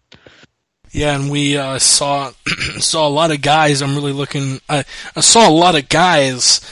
I saw a bunch of fighters I want to see more of during TUF 17. Of course, you have Thor Trong, who's from Sweden. We heard a lot about him before TUF, and now he's on TUF, and he's kind of living up to these big expectations. You have guys like Zach Cummings. You have Bubba McDaniel coming out of Jackson's. You saw Jones coaching him a little bit, and Sonnen giving him a little bit of heat for favoring fighters. Really great athletes we saw in Clint Hester. We saw, a bunch of really good guys. I'm looking forward to seeing Josh Salmon from Tallahassee, Florida. Uriah Hall, he really looked amazing. The little gap tooth, I'm liking he's rocking the gap tooth. We don't see that enough guy's of the a gap monster. tooth. That we dude don't is see, a monster. Outside of Michael Strahan and Jade Bryce over with Bellator, we don't see enough of the gap tooth, and I'm digging the comeback of the gap tooth. He is really a monster. And yeah, Team Sonnen and Team Jones split up. I think Sonnen looks very impressive with Luke Barnett, Uriah Hall, Zach Cummings, and Thor Trong. Yeah, it's going to be a really amazing season. What was your favorite opening fight in those? I believe there were 14 fights to start it off. Easy answer, Uriah Hall. That guy is a monster, and that's the dude that Dana White was talking about and sending everyone to the hospital. If you think anyone else there is going to send someone to the hospital, you're out of your mind. Uriah Hall is scary. That man is scary. Yeah, that is a scary looking dude. I actually saw him in an advertisement for like FRS or something during TUF. I don't know if anyone else caught it, but he was definitely, I don't know if it was UFC related. I think it may have been, but I was like, is that the guy I just saw fight? And it showed a zoom of his face. I was like, yeah, that's definitely Uriah Hall. I think that is a name, one of those names like when I first saw Rashad Evans fight on that heavyweight season of TUF, I was like, that's a fucking man. He's gonna be doing a lot of work. I'm gonna hear a lot more of that name. Obviously you did. Yeah, that Uriah Hall fight was pretty good. Personally, I enjoyed a few different fights. That Tor Trong rear naked choke was nice. That Zach Cummings, yeah, I guess I'll go with that as my favorite. That Zach Cummings first round TKO. Yeah, and really probably the most notable thing with this new season of Tough is the documentary style. It's, kind of backing away from that reality show, cameras going around the house, guys fighting, to like more of a documentary style, structured season, which I like a lot. You like the new style they're going in there? I definitely dig that new style. It feels very well produced. It's fun. The camera angles are great. Yeah, they're doing the right thing. A lot of criers in that first episode. Yeah, I noticed that, dude. I was a lot of criers. I was laying in my bed watching it at like 7 a.m. this morning, and I'm just like looking at it going, why are they crying so much? Yeah, I don't know what that necessarily was all about. I think we might have records for both viewership and most dudes crying in an episode of, or in a season of The Ultimate Fighter. And sort of the last thing I want to talk about, that Tough premiere, Jones and Sonnen pretty good with one another. weren't really going at one another's throats. Sort of like you saw that real ugly build up to Jones Sonnen. You're sort of seeing a friendly side of the Team Dark Side leader Chael Sonnen. You think it's going to get ugly soon? When do you think things between the champion and Chael Sonnen are going to start getting ugly?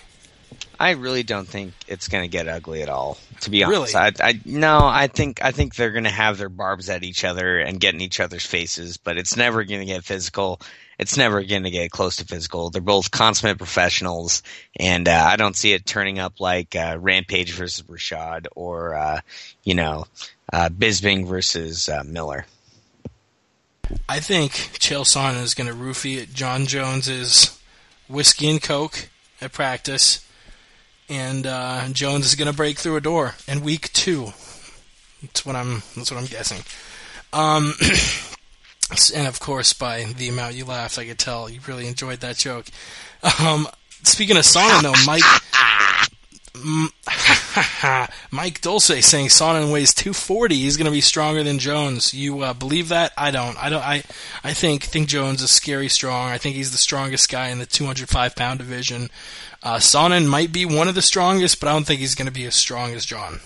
No, definitely not. To think that Chael Sonnen is going to beat John Jones, you're out of your fucking mind. There's no way that's going to happen.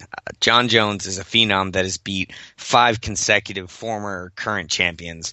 There's no fucking way that Chael Sonnen gets this fight. His only chance is to hold John down and grind him out.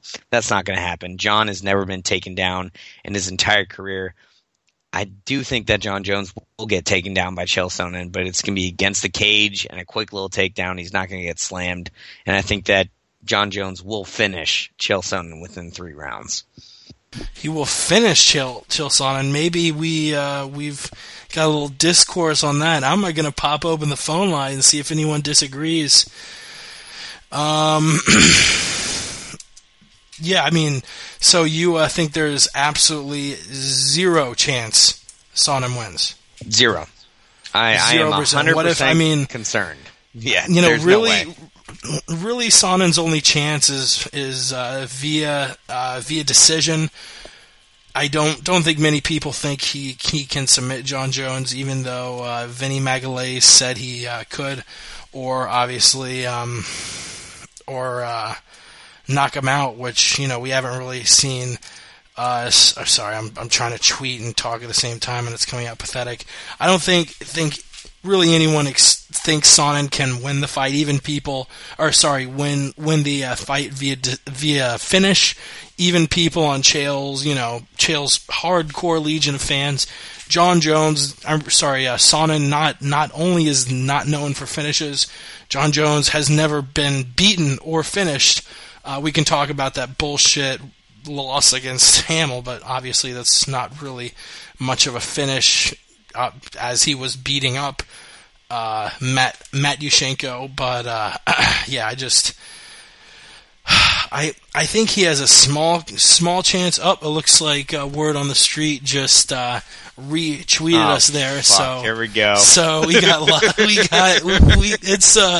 it's definitely going to be coming in the next couple seconds. But let me double check. Kind of go deeper into that while I make sure I just wrote down the right phone number. Wait, what? kind of go into why you don't think Chael has a chance in hell. Oh, okay. Pretty simple. He doesn't have a good striking game, and he doesn't have a good submission game. John Jones has one of the best games in mixed martial arts, so Chael Sonnen's only chance is to dry hump, like John Jones said, and hold him down and hit him with little pitter-patter shots. Beyond that, he has no chance. I mean, I really don't see this going out of the first round. I said within 3 rounds it's going to be finished, but I realistically don't see him getting out of that first round. I mean, let's be real here. What can Chael offer? Takedowns and ground and pound. When has John Jones been taken down? When has he been ground and pounded by a plethora of elite athletes and fighters? Never. It's not going to happen. And if you're banking on him getting beat by Chael Sonnen, you're a goddamn idiot. Yeah, most of us do agree on both sides of the fence, both Sonnen and Jones fans, that it's going to come down to whether or not Sonnen can take Jones down and grind him out. We saw him fight a pretty legitimate wrestler in Rashad Evans, and I guess Hamill counts too. He's a pretty decent wrestler in that 205-pound division. Neither could do anything. I am a little bit curious on to how Sonnen's wrestling matches up against those guys. I think he's probably a better wrestler than Hamill, just because Hamill never really was able to get on his feet as far as title contendership goes, whereas Sonnen has fought for the title twice in the last couple years. Is he a better wrestler than Rashad Evans? It's probably very close. And the fact that John Jones was able to toss Rashad Evans around like a rag doll, we're probably going to see the same with Sonnen. I do give Sonnen like a 10% chance, but I'm in the same... That's very liberal. It is very liberal. It is. Honestly, I want to say 5, but I know we have a lot of huge Sonnen fans who tune in. Oh, it looks like word on the street is tweeting at us, Chris must be taking the same shit that made Goldberg asthmatic or whatever. Ron Jones will cry when Chael Sonnen takes him down. And I think Ramses is taking the same shot that Alistair Overeem took from his doctor. It's a lie. Get out of town. I don't know, man. It is going to be close. We've never seen John Jones really tested outside of his first round with Lyoto Machida, outside of that armbar attempt of Vitor Belfort. Do you think Sonnen even tests Jones? Not at all. I think Sonnen is a pawn. Yeah, he's 240 pounds and ripped. But his arms and his legs and his body are attached to a guy that can't finish anyone. So, no. When is Sonnen's last finish? That'd be Brian Stann at UFC 136. Yep. You're right. Yeah, I'm actually kind of shocked none of the Team Darkside faithful are calling in and giving their couple of cents. I know Ramses gets a horde of callers whenever... Yeah, he gets... Oh, wait, you are saying every Chael Sonnen fan is a coward. I'm not saying that. I'm saying that Ramses is a coward for not coming on right now. Every Chael Sonnen fan is a coward. I didn't say that. See Lowenstein. Oh man, no. I'll erase that in a few weeks or something. But yeah, let's move on. We have a little bit more news to cover. Tough Canada in 2013. We got TUF. It's going to be coming to the homeland in 2013 or so. What do you say about that, Chris? Well, I say okay. Good job, Darren. Can't wait to see it, you hoser. Moving on. We got word on the street, Colin, to defend the legion of Chael Sonnen fans. Ramses, how are you doing today, brother? It's been a while since you called into the show. Yeah, I was doing good up until this recent past 10-15 minutes. I've been listening to the show here, hearing this nonsense from Mr. Chris here. What did he say? Every Chael Sonnen fan is a coward? I didn't say that at all. That was actually something that Jake said. Never said it, dude. He actually said Ramses is a coward. I'm sorry. Oh, exactly. Okay. Okay, well, yeah, like to quote Renato Laranja, you said my name 3 times like Candyman, and here I am, son. Let me just ask you, you're saying that Chael P. Son of the People's Champion, the Warrior from Westland, has absolutely no chance against John Jones? Did I hear it correctly? 0. 0. Wow. Chris, man, we'll get you some help after this podcast. I was just calling in real quick just to refute that, but I wanted to just understand the mindset of someone who's obviously mentally disturbed, perhaps latently retarded, never even realized it, gone through life. Just, the teacher feels sorry for you. She gives you a C, and here you are on the MMA podcast saying Chael Sonnen has no chance. Coming from burnout means nothing. Jesus Christ. Let me just ask you I just wanted to get in your mindset real quick. Chris, you say Chael Sonnen has no chance. How do you think John Jones is going to beat him? How do you think it's going to go down? Well, I'll tell you what, dude. It's not about how John beats Chael. It's about how would Chael beat John. He's got nothing. He's a bloated light heavyweight, a guy that's more in tune for middleweight. He's up a weight class facing the greatest light heavyweight of all time. So answer me this. How does Chael beat John Jones? I'll tell you exactly how he beats him. Here's the thing. Chael's going to go up to 205, all right? Look, the weight cut was to 185. It was unrealistic. It was unhealthy. It was killing him, affecting his fucking performance. If you saw the weigh-ins for his last fight, which was UFC 148 versus Anderson Silva, he was drained at the weigh-ins. I mean, even I didn't even bet any more money on him after I saw him at the weigh-ins. Now he's at 205, more comfortable weight. Just look, here's the deal.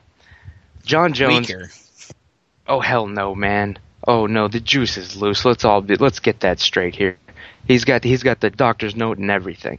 Now look, the problem is John Jones has never faced anybody who's going to take it to them immediately. Non-stop pressure all the way like Chael Sonnen is going to come out and do to him. I mean, that's going to be the difference. John Jones has never had anybody come at him right off the gate and stay. What about Vitor Belfort? What about Shogun Rua, Machida, Rashad Evans, Brandon Vera, Vladimir Matyushenko? I don't know if all those guys took it to him 25 minutes. Obviously, you have Machida, who is more of a guy who waits for the strike. Rua, after that first round beatdown, Rua didn't want any more of Jones. Rashad, I want to say yes, but he's one of these guys who really seems to get complacent and giving you distance, sort of, stretching yourself out so you won't gas out. Yeah, like with the when Jones fought fucking Rashad, you notice that went the distance because Rashad never went for any type of finish or to put the pressure on Jones. Jones was just countering and shit the whole time. Didn't even open up. So what's he gonna do when fucking Chael Sonnen's running him over? I mean, I would say Belfort took it to him in the beginning of the fight, but by the second, third round, he was gassed out. That's the thing. Chael Sonnen doesn't gas. That's the problem here. Chael Sonnen's gonna do what Vitor was doing. Hold on, bro. Let's hear it. You say he doesn't gas. I agree with that. He has looked impeccable at middleweight. You're talking about a 240-pound bloated Chael Sonnen versus John Jones, who is at the peak of his career. What the hell is John Jones going to do when he's has all this extra muscle weight? You think he's going to be fucking explosive? You think he's going to be amazing? He might be for that first round. But what happens when he gasses out? The word on the street, the 240 thing, yeah, that was while he was just on vacation in Hawaii there, just living it up, spending that UFC 148 and Exorcist money, all right? Right now, I heard an interview that he gave today. He said he was at 228 or something like that. So he's already starting to cut back, starting to diet. He's got Dolce working with him again. This time he doesn't have to drain all the way down to 185, man. You're going to see a more impressive 205 Chael than you saw the first time he went at it in the UFC. He tried to hit that division 205, but he wasn't Chael back then, man. That wasn't the same guy with the same heart, with like the same conviction. Now it's the total package, and like I said, let's be honest, he's got the doctor's note. Ron Jones, man, yes, it's going to be tough, but to say that he has zero chance, I just had to come on here and correct you. even though I shouldn't even be doing this right now. Why not? That's my business, son. But I just wanted to say thank you to the MMA podcast for having me on. Word on the street, Chris is on drugs or something. Hold on. Follow him on Twitter, The Ant Jimmy Show. You don't get to go yet. You're absolutely right. Chael Sonnen's cutting down, making weight, looking good, looking lean, doing well. What makes you think that Chael Sonnen can beat John Jones when we look at their skill set? Chael Sonnen is a smotherer. He's the John Fitch of now light heavyweight. What makes you think he can beat a guy that is dynamic and fantastic enough to finish guys like Machida, make Shogun tap, make Vitor Belfort a 15-year-long black belt tap out to Americana? What makes you think that Chael Sonnen can beat that? I'm afraid we're going to have to see who is the better wrestler in this fight. I think that's what it's going to come down to. Chael doesn't want to stay striking with this son of a bitch. He's got a 10-inch reach advantage on his ass. So yeah, we're going to see. John Jones is a great wrestler, and he's younger. He's got a 10-year and 10-inch reach advantage. It is going to be a wrestling match, but I think that Chael has trained harder in wrestling, kept up with it. I think he'll have the power to keep John down and actually get it done. I don't see any knockout happening, of course, but I think it's going to be a grind for Chael. I think he can beat this man. He just has to beat this one body, and his dream comes true. The championship belt goes to Wesleyan, Oregon. I'll tell you what. Really quick questions. All right. Hold on. Before we move on here, Ramses, you seem confident. I'm very confident. How about this? If Chael He's going to ask you to drink your piss. No, I'm not. If Chael Sonnen wins, you can come up with something that I have to do for a month. If John Jones wins, you have to call me the king of the universe every time that you address me. Yeah, sure. Why not, man? I agree. I accept. You're calling me out. I'll put it on the table. Whatever. I haven't come up with your punishment yet. You'll have to give me a little time. Sure, but it has to be me saying something about you, because I'm not gonna fucking drink my own poop if I lose. You've done it before. Something similar. If Jones does win, are you gonna call a work? I gotta know now. Oh shit, that's a good question. Is there any way Sonnen could be talked into giving up the belt? I have to say, if Sonnen wins easily, I might call a work on Sonnen. That's all I'll say. I haven't even considered. You bring up John Jones winning. I haven't even fucking thought about that, to tell you the truth. That's why I don't have an If answer he wins, for Chris. you have to call me the king of the universe for a month. Are you down with that? You'll be the king of the universe for the month of April till April, May 27th. All right, I'll give you that. Yep. I'll give you that, man. But if how about this? When Chael becomes champion and defeats Johnny Bones Jones on April 27th, UFC 159 in Jersey, when he wins, you have to come on my podcast, the Word on the Street podcast, and basically, we'll just go over step by step how you were wrong.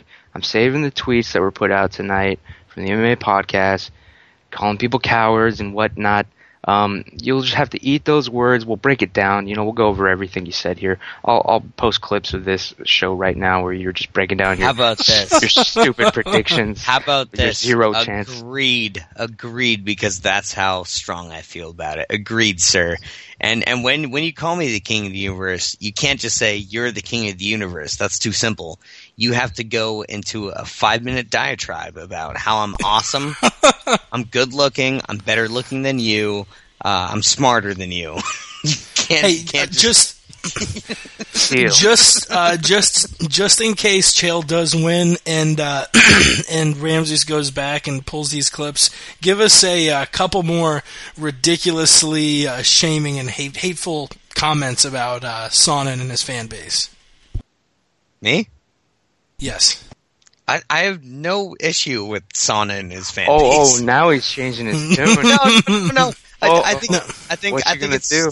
I think it's stupid to bet on Chael Sonnen, but I'm not going to fucking shame that guy. He's a true warrior, but I think you're dumb. I think you're fucking stupid if you think that Chael Sonnen can beat John Jones. That's a good one. Yep. Yeah, About, I'm not going to say anything about his fan base or his fans. Hell no. what is lesser likely than Sonnen winning this fight? Like less than that? What is some crazy unlikely thing you think is even less likely than Sonnen winning? The Mayans being right. Strong words. Ramses, you got to dip out? Yes, I do actually, but thank you for having me on, Chris. I accept. That's what I have to say. It's on. April 27th, we're all going to find out who was right. I can't wait, and I'll tell you what, you can't do your best David Blaine impression and take off when this happens. You have to stay on, call me the king of the universe, tell me how big my dick is and how much you love it. Oh, it's pretty big. It's at least like 2 inches. He's training for a fight and victory speech that ain't ever going to happen. But thanks again, guys. Shit. Word on the street. You guys Ramses. are an excellent show, man. Definitely. Powerful, Ramses. You're fucking animal, powerful. Follow him on the Aunt Jimmy Show. I love Follow you, dude. that and check in with him to see when Word on the Street podcast is popping up. You're a beautiful, beautiful, sexy, silver-tongued minx, and we'll talk to you later, buddy. Talk to you tomorrow, guys. Later. Peace. Adios. Love you. Can catch Ramses on the MMA Roundtable as well, which we do every Thursday from 7 to 9 p.m. Eastern. And if you'd like to call in to the MMA Podcast, you can do so. You can do so by calling in at 213-457-3380 or tweeting us at the MMA Podcast. Let's move on, touch all these really quick. We're at about 2 hours now, so we'll try and wrap this up in the next half hour or so. Gegard Mousasi against Alexander Gustafsson. What are your early thoughts on this one? I think it's Gustafsson all the way. Well, I mean, who knows? Gegard is a fantastic up-and-coming prospect who's changed his training techniques here, and Alexander Gustafsson is a legit prospect who has shown prospect. Yeah, he's a legit guy who's shown that he can beat up Shogun, he can beat up Thiago Silva. The guy's a monster. That being said, I think there's this intangible factor that Gegard Mousasi is the man. I'm going to go Gegard in this one by finish. Wow, nice. We disagree there. Cruikshank versus Makdessi. How do you see that fight ending? Cruikshank by finish. I say, I say he actually decapitates a guy with a head kick this time. Like it actually happens. Dude, flies into the 300 level. Mike Ricci versus Colin Freakshow Fletcher at UFC 158. Ricci was just on the most recent Tough 16. Colin Fletcher was on Tough Smashes. Who do you got in that one? I got the Canadian Mike Ricci. I got Ricci by split decision. Split decision. And as far as fight announcements goes, this is the last one. Dennis Seaver pulls out of his fight against Cub Swanson due to injury, replaced by Dustin Poirier. Oh, I just had a silent burp there. What do you think happens? I actually like this fight more. I think that Seaver versus Swanson was a good fight, and for once I feel that Poirier-Swanson is a better fight. Poirier is a much more well-rounded mixed martial artist, and he's not a safe fighter like Dennis Seaver. He actually puts it on the line. Cub Swanson has 3 knockouts in a row in 2012, 2 of them getting knockout of the night honors. That's looking like a good goddamn fight. If I had to call winner, I'd say Cub Swanson. Cub Swanson, yeah. I actually agree in both lights. I like this fight more than the Seaver fight, and I think Swanson's going to win. Swanson, really one of these guys who's improved a lot in the last couple of years since losing to Jose Aldo. And the man looks good. The man looks like he's destined for a rematch with the champ. And I guess that finishes the fight announcements to go over. You want to really quickly hit 10 solid seconds of sports, where I want to yap about sports all day, but I just try and keep it to 10 seconds for the listeners and for Kit. Wow, I can't say your fucking name. For Chris's case. That's George St. Pierre doing Morse. Eat at oot. Eat at oot. Ready for the 10 seconds of sports? Let's do it. And go. San Francisco and Baltimore will square off the day after UFC 156 for the Super Bowl, as two brothers will play each other as head coaches for the first time ever. Scoring's up as the hockey season gets back underway this past weekend. The Manti Te'o story getting... And the Lakers still suck. Yeah, we had 9 fighters cut from the UFC, which is a pretty big amount for a single week. Chad Griggs, Nick Penner, Marcus Levasseur, John Kofor, Joey Gambino, Jeff Hoagland, Jared Papazian, and Yashihiro Urushitani and Henry Martinez all getting the boot out of that group of fighters. Who do you think deserved it the least? Papazian, for sure. That guy did not deserve that. Yeah, I would go with Jeff Hoagland, not just because we had him on the podcast, but he's put up some impressive wins in the UFC. He's one of the more, I don't know how to word this, but one of the more popular, I guess, fighters in the northwestern United States area. So the UFC giving him the cut, kind of tough. Another thing I wanted to talk about, kind of weird. I hadn't really heard about this until recently, but the Frank Mir curse. Have you ever heard of this? No. All right, 6 men have beaten Frank Mir. Mir has 6 career losses. Those men were Ian Freeman, Marco Cruz, or Marcio Cruz, Brandon Vera, Brock Lesnar, Shane Carwin, and Junior Dos Santos. Do you know what all of those 6 fighters have in common? Giant dicks. That's probably true. I would imagine 85% of the UFC heavyweight division, or at least those Wait. No, I think I know the answer. I think I know it. First round. What is it? First round. Nope. Yeah. You are definitely a UFC buff. So Lesnar, Carwin, and Dos Santos most recently at UFC 100, 111, and 146. And Ian Freeman, Marcio Cruz, and Brandon Vera at UFC 38, UFC 57, UFC 65. What is the similarity between all those guys? And I'll give you a pretty big hint. Hold on, don't do it. Let me guess. All right. Don't guess. Oh, fuck. Okay. They were all by finishes.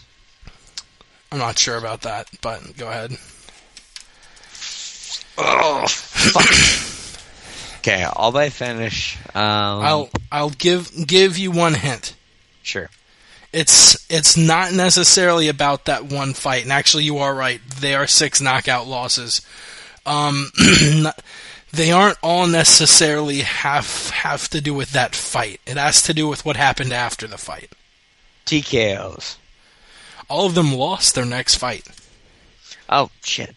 All 6 guys, and most recently it was obviously Junior Dos Santos losing to Cain Velasquez, but Shane Carwin lost his next fight after 111 to Junior Dos Santos. Brock Lesnar lost his first fight after UFC 100 to who did he lose to after UFC 100?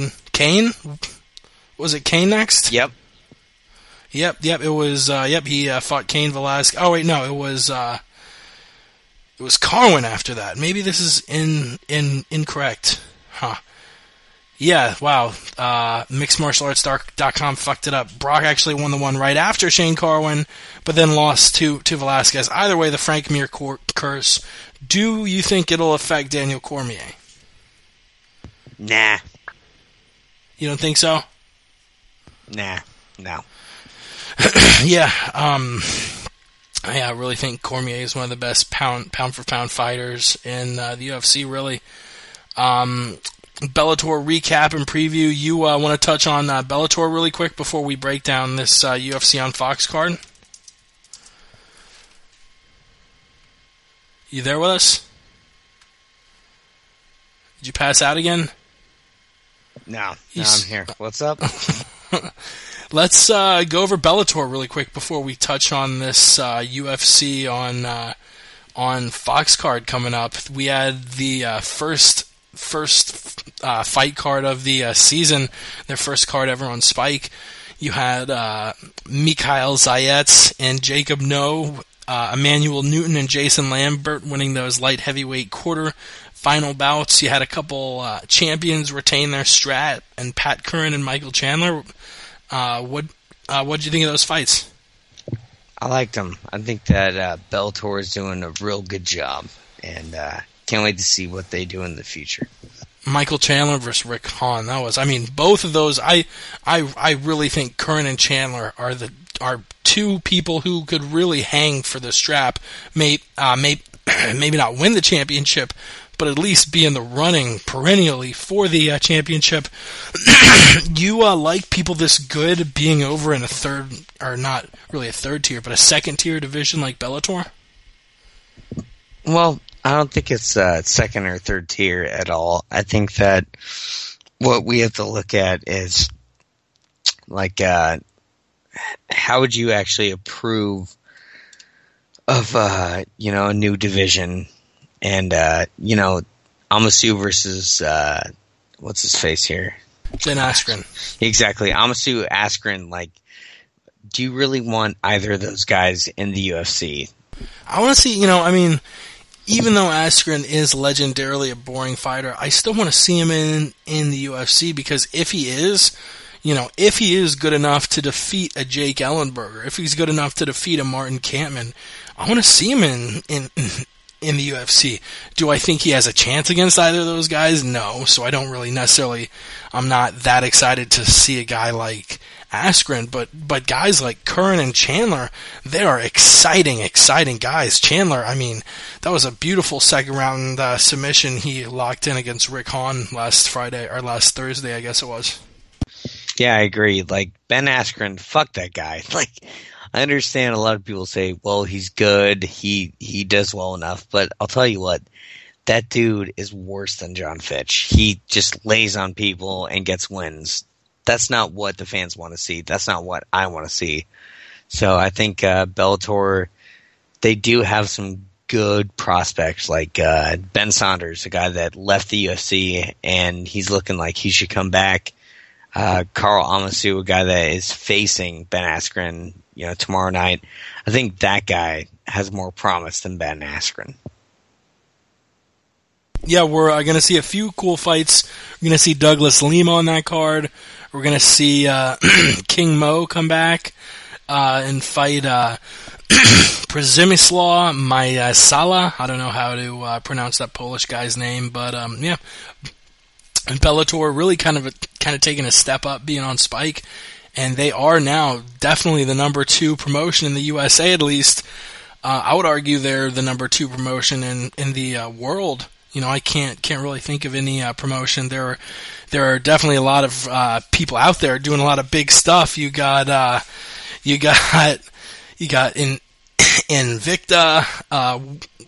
I almost said word on the street. You got World Series of Fighting, obviously ONE FC, a few other promotions out there doing a good job, but none of them doing as good as Bellator. And Ninja Larson replies back to your claims about Chael Sonnen, just with one of those smiley faces with a 0, just like so. Team Darkside not very happy, Chris. Yeah, well, he can have his opinion. That's fine. But your little smiley face, that's cool. You can have your little smiley face. Yeah, no, that's fine. He can have his opinion. Ninja Larson, I respect his opinion a lot, but at the end of the day, when John Jones beats Chael Sonnen, these guys, Ninja Larson and Ramses, they're going to be fucking coming up with a litany of excuses. Oh, well, Chael wasn't trained properly, or, there was this or that. Come on, son. Just admit you're wrong.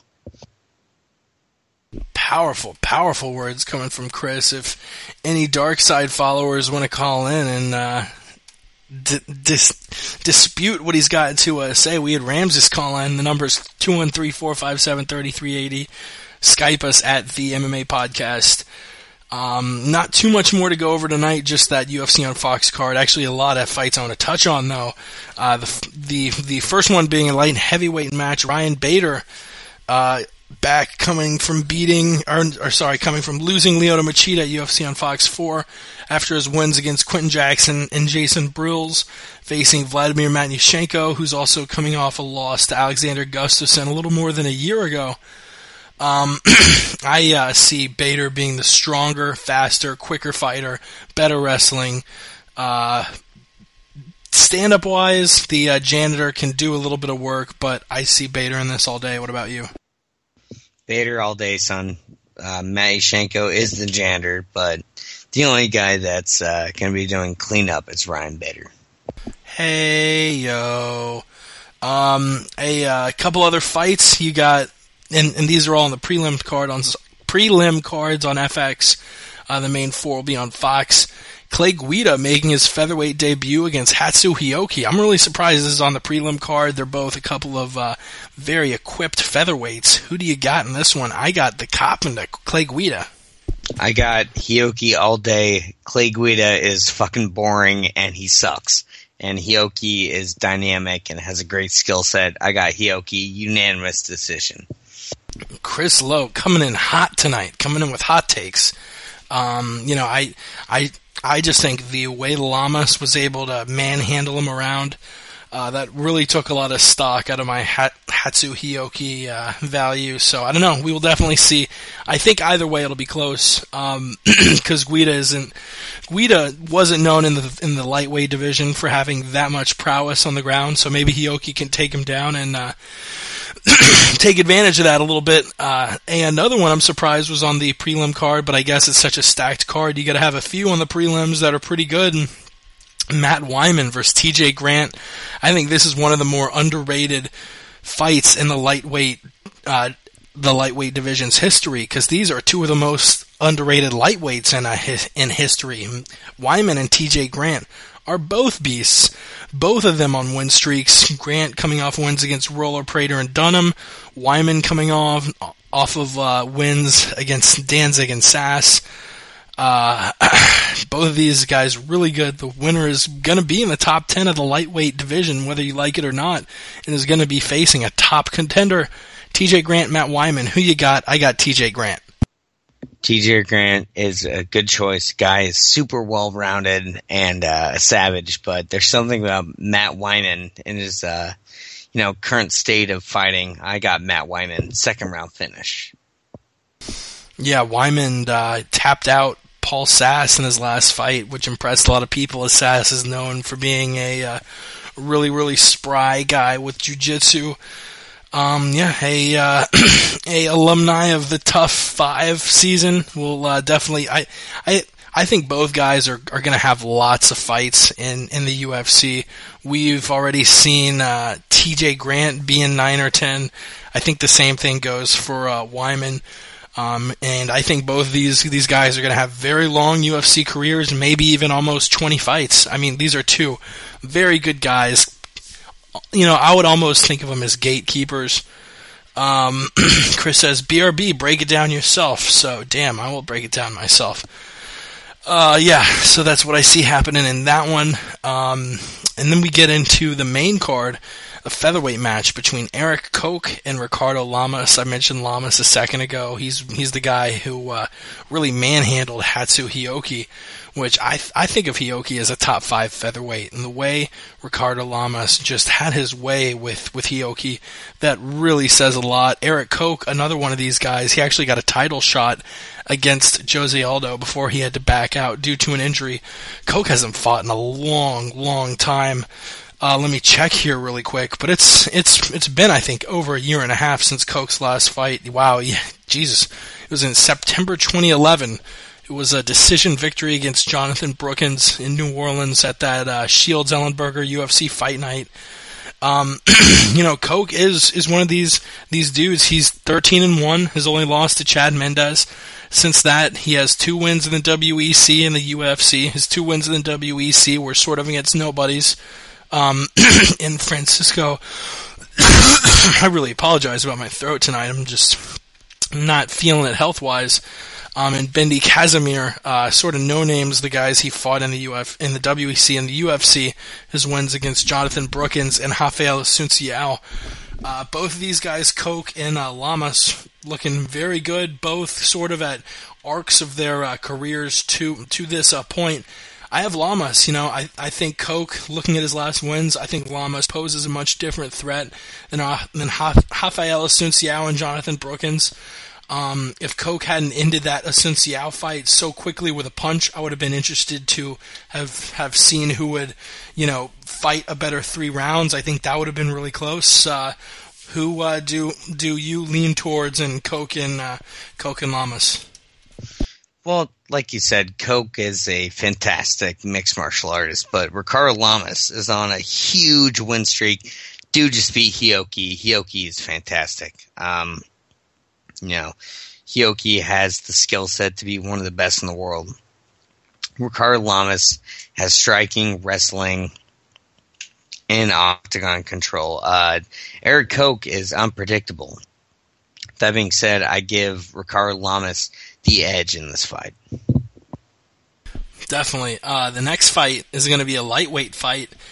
Anthony Pettis versus your boy, Donald Cerrone. I break down almost every fight, but Cerrone is your boy. I'll let you break down this co-main event.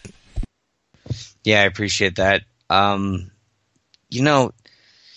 Anthony Pettis is a world-class fighter. That guy has unpredictability on his side. He has capoeira-style kicks, off the cage kicks. He has a Taekwondo black belt. He's very unpredictable, and that being said, he has really good fundamentals. The guy trains boxing legitimately, and he also has Ben Askren for wrestling. So, Anthony Pettis is a fucking monster, and anyone who thinks that he's anything but is out of their mind. That being said, Donald Cerrone is a different animal. That guy is so good. He can submit. He can knock you out. I mean, he's the only guy to knock out Melvin Gillard in 70 fights. Dude's fucking amazing. So I would have to say Donald Cerrone in this fight. I'm always going to go for that guy. I think Anthony Pettis will make a fight of it. Donald Cerrone will not put away Anthony Pettis, but he'll win a decision. Yeah, looking at Cerrone's career, he's 19-4, and I feel like all 4 of his losses are really memorable for most MMA fans. Obviously, his first loss was that fight against Varner, that many people, that fight sort of is the crux of someone wussying out of a fight. He bowed out because of an injury, but actually while he was still in the cage on his 5-minute break, they were showing the crowd replays, and you could see that the knee to a downed opponent just barely grazed his face, didn't really nail him, even though Varner was acting like he was critically injured, and he actually took the disqualification victory. Or I think it actually went straight to the cards, but Varner was winning at that time, and Cerrone had yet to win what would have been a deciding 5th round. So that's one of those fights that I still have a bad taste in my mouth about. I really want to see Varner and Cerrone in the UFC, but I'm afraid Varner's never really going to get up to Cerrone's level. Varner's in the UFC, bro. He's 3 fights deep. No. But I don't think Varner's ever going to crack the top 10. And I think Cerrone is in a place. Cerrone's too good. Varner isn't good enough to where they won't make that fight. Obviously, he had 2 losses. I apologize. No, he had 2 losses against Benson Henderson. The first one, probably my favorite mixed martial arts fight of all time. The second one, obviously quicker, but still memorable, as it was the rematch to that one less than a year afterwards. And then Benson locked in a real impressive guillotine. And obviously his most recent loss was that Nate Diaz beatdown. I don't know if I've ever seen a Diaz brother get in anyone's head so badly. Cerrone obviously wasn't fighting up to 100% because Diaz really laid it on him. But since that rematch loss to Benson Henderson, I think he's something crazy like 9-1. 9-1, 8-1, something really good. Wins against Melvin Gillard. You mentioned that was the first time Gillard was ever knocked out. Pettis has a really interesting record too. He's got 4 UFC fights under his belt, but I don't see Pettis winning this. I think if he's going to lose a unanimous decision to Clay Guida. Donald Cerrone is like Guida on steroids. He has better striking. He's exceptionally more aggressive. He's got better ground skills, whether it's takedowns, takedown defense, or jiu-jitsu. He possesses everything Clay Guida possesses plus 1. And I hate using MMA math, but really you didn't look good against Guida. And then you got wins against Jeremy Stevens, who that was a split decision. Let's keep in mind, and Lauzon. That was wrestling minded. If you watch that fight, fucking Anthony Pettis wrestled his way to a decision. Yeah, and Lauzon, which I mentioned, it would be really interesting. What fight was I talking about? That it would be really interesting if we saw how the rest of the fight had played out. Fucking A. Oh well, but yeah, the Lauzon Pettis fight got ended early. It would have been interesting to see how that fight would have played out. Oh, I was talking about Asunciao versus Poirier. But yeah, I have Cerrone too. I think Cerrone is going to take that one by a finish, and hopefully fight the winner of Benson Henderson versus Gilbert Melendez. The co-main event, Quinton Jackson versus Glover Teixeira, in what's being billed as Quinton's final fight in the UFC. When I first heard that, I was sad. At this point, I say good riddance. He's been nothing but negative publicity, done nothing but trash the sport, done nothing but be a negative person in every interview he's been in. I'm tired of it. I'm tired of the show. I'm tired of Rampage making everything the Rampage show. So this is going to be his last UFC fight. So be it. We'll see a graphic funeral for Quinton Jackson because he doesn't have a shot in hell against Glover Teixeira. Teixeira wins 10 out of 10 times. He wins 1,000 out of 1,000 times. I don't even think Quinton Jackson has a puncher's chance in this. I think Glover is too good. He's too good. The last time I thought a fight was going to be first round, first minute knockout was Johnny Hendricks and Martin Kampmann, and I'll go ahead and say the same thing here. First round, first minute knockout. Glover Teixeira over Quinton Jackson. I guess you don't have anything else to add on that, so we'll go to the main event, the championship fight between John Dodson and Demetrious Johnson, the first time the flyweight championship's ever going to be defended, and it's going to be defended by Mr. Mighty Mouse Johnson. I think Demetrious Johnson has a pretty big advantage in this fight. Dodson, you look at his record, he really hasn't fought anybody. He fought John Moraga before coming to the UFC. He actually fought Mike Easton, believe it or not, at Ultimate Warrior Challenge, I'm assuming at Bantamweight.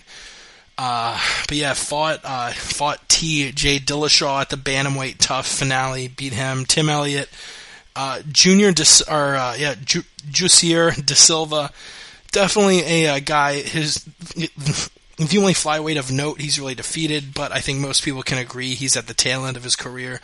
Demetrious Johnson, he's looked really good. I think that draw versus Ian McCall, I had that one going to Mighty Mouse, but other than that fight and the Cruz fight, he beat Ian McCall handily in the rematch. He beat Joseph Benavidez handily at UFC 152. I think he does the same thing to John Dodson, using that footwork and quick boxing to fight himself to a decision. You with us, Chris? Yeah, definitely. Demetrius is the kind of guy that would just use his speed and power. And John Dodson is the kind of guy that would use his athleticism and his explosive power to try and make that, a victory. It's not going to happen. Demetrious Johnson, unanimous decision. There's no way that John Dodson gets that KO punch. Nope. I got Demetrius. I don't think so either. So it looks like we're both pretty much in agreement for most of those main fights. We got Demetrious Johnson, Glover Teixeira, Donald Cerrone, and Ricardo Lamas winning those main fights. Yep. You have anything else before I sign it off? I don't, except for this. Thank you to everyone that listens. MMA Mental, love you guys. Word on the Street Podcast, Ramses. Can't wait for you to lose. That is going to be an interesting bet when either he has to call you King of the Universe or he absolutely trashes you on Word on the Street Podcast. I feel like it's going to be him calling you King of the Universe. I don't see Sonnen having much of a chance, but you know what? That's why they fight the fights. I can't. There's a reason they're bringing Sonnen and Jones out, because, everyone's got a chance, and Sonnen will have his chance at the end of April in New Jersey. Thanks again to the listeners, to MMA Mental. You guys are beautiful, beautiful beings. Lenne Hardt for coming on. She was awesome. That was a real fun interview. Visit us on Twitter at the MMA Podcast, themmapodcast.com. The Roundtable is every Thursday from 7 to 9 Eastern, 4 to 6 Pacific. You can listen to us every Wednesday, 9 to 11 Eastern, 6 to 9 Pacific. We always tweet up the links during those time periods, so you can just pop on our Twitter at the MMA Podcast and check us out. Having Darren Cruikshank back, one of our first return guest. If you remember, he was on the first episode of the MMA Podcast, so it's a little bit of history for us. And he was, recently scheduled to fight McDessie. Definitely want to talk about that. Obviously, want to talk about his big knockout against Henry Martinez. Thank you so much for tuning in. We'll be back next Wednesday to break down that Fox card and talk about the upcoming UFC 156 card. For Jake and for Chris, thank you so much for tuning in. You guys keep the ship cruising, and you make it really enjoyable. So until next week, we got it.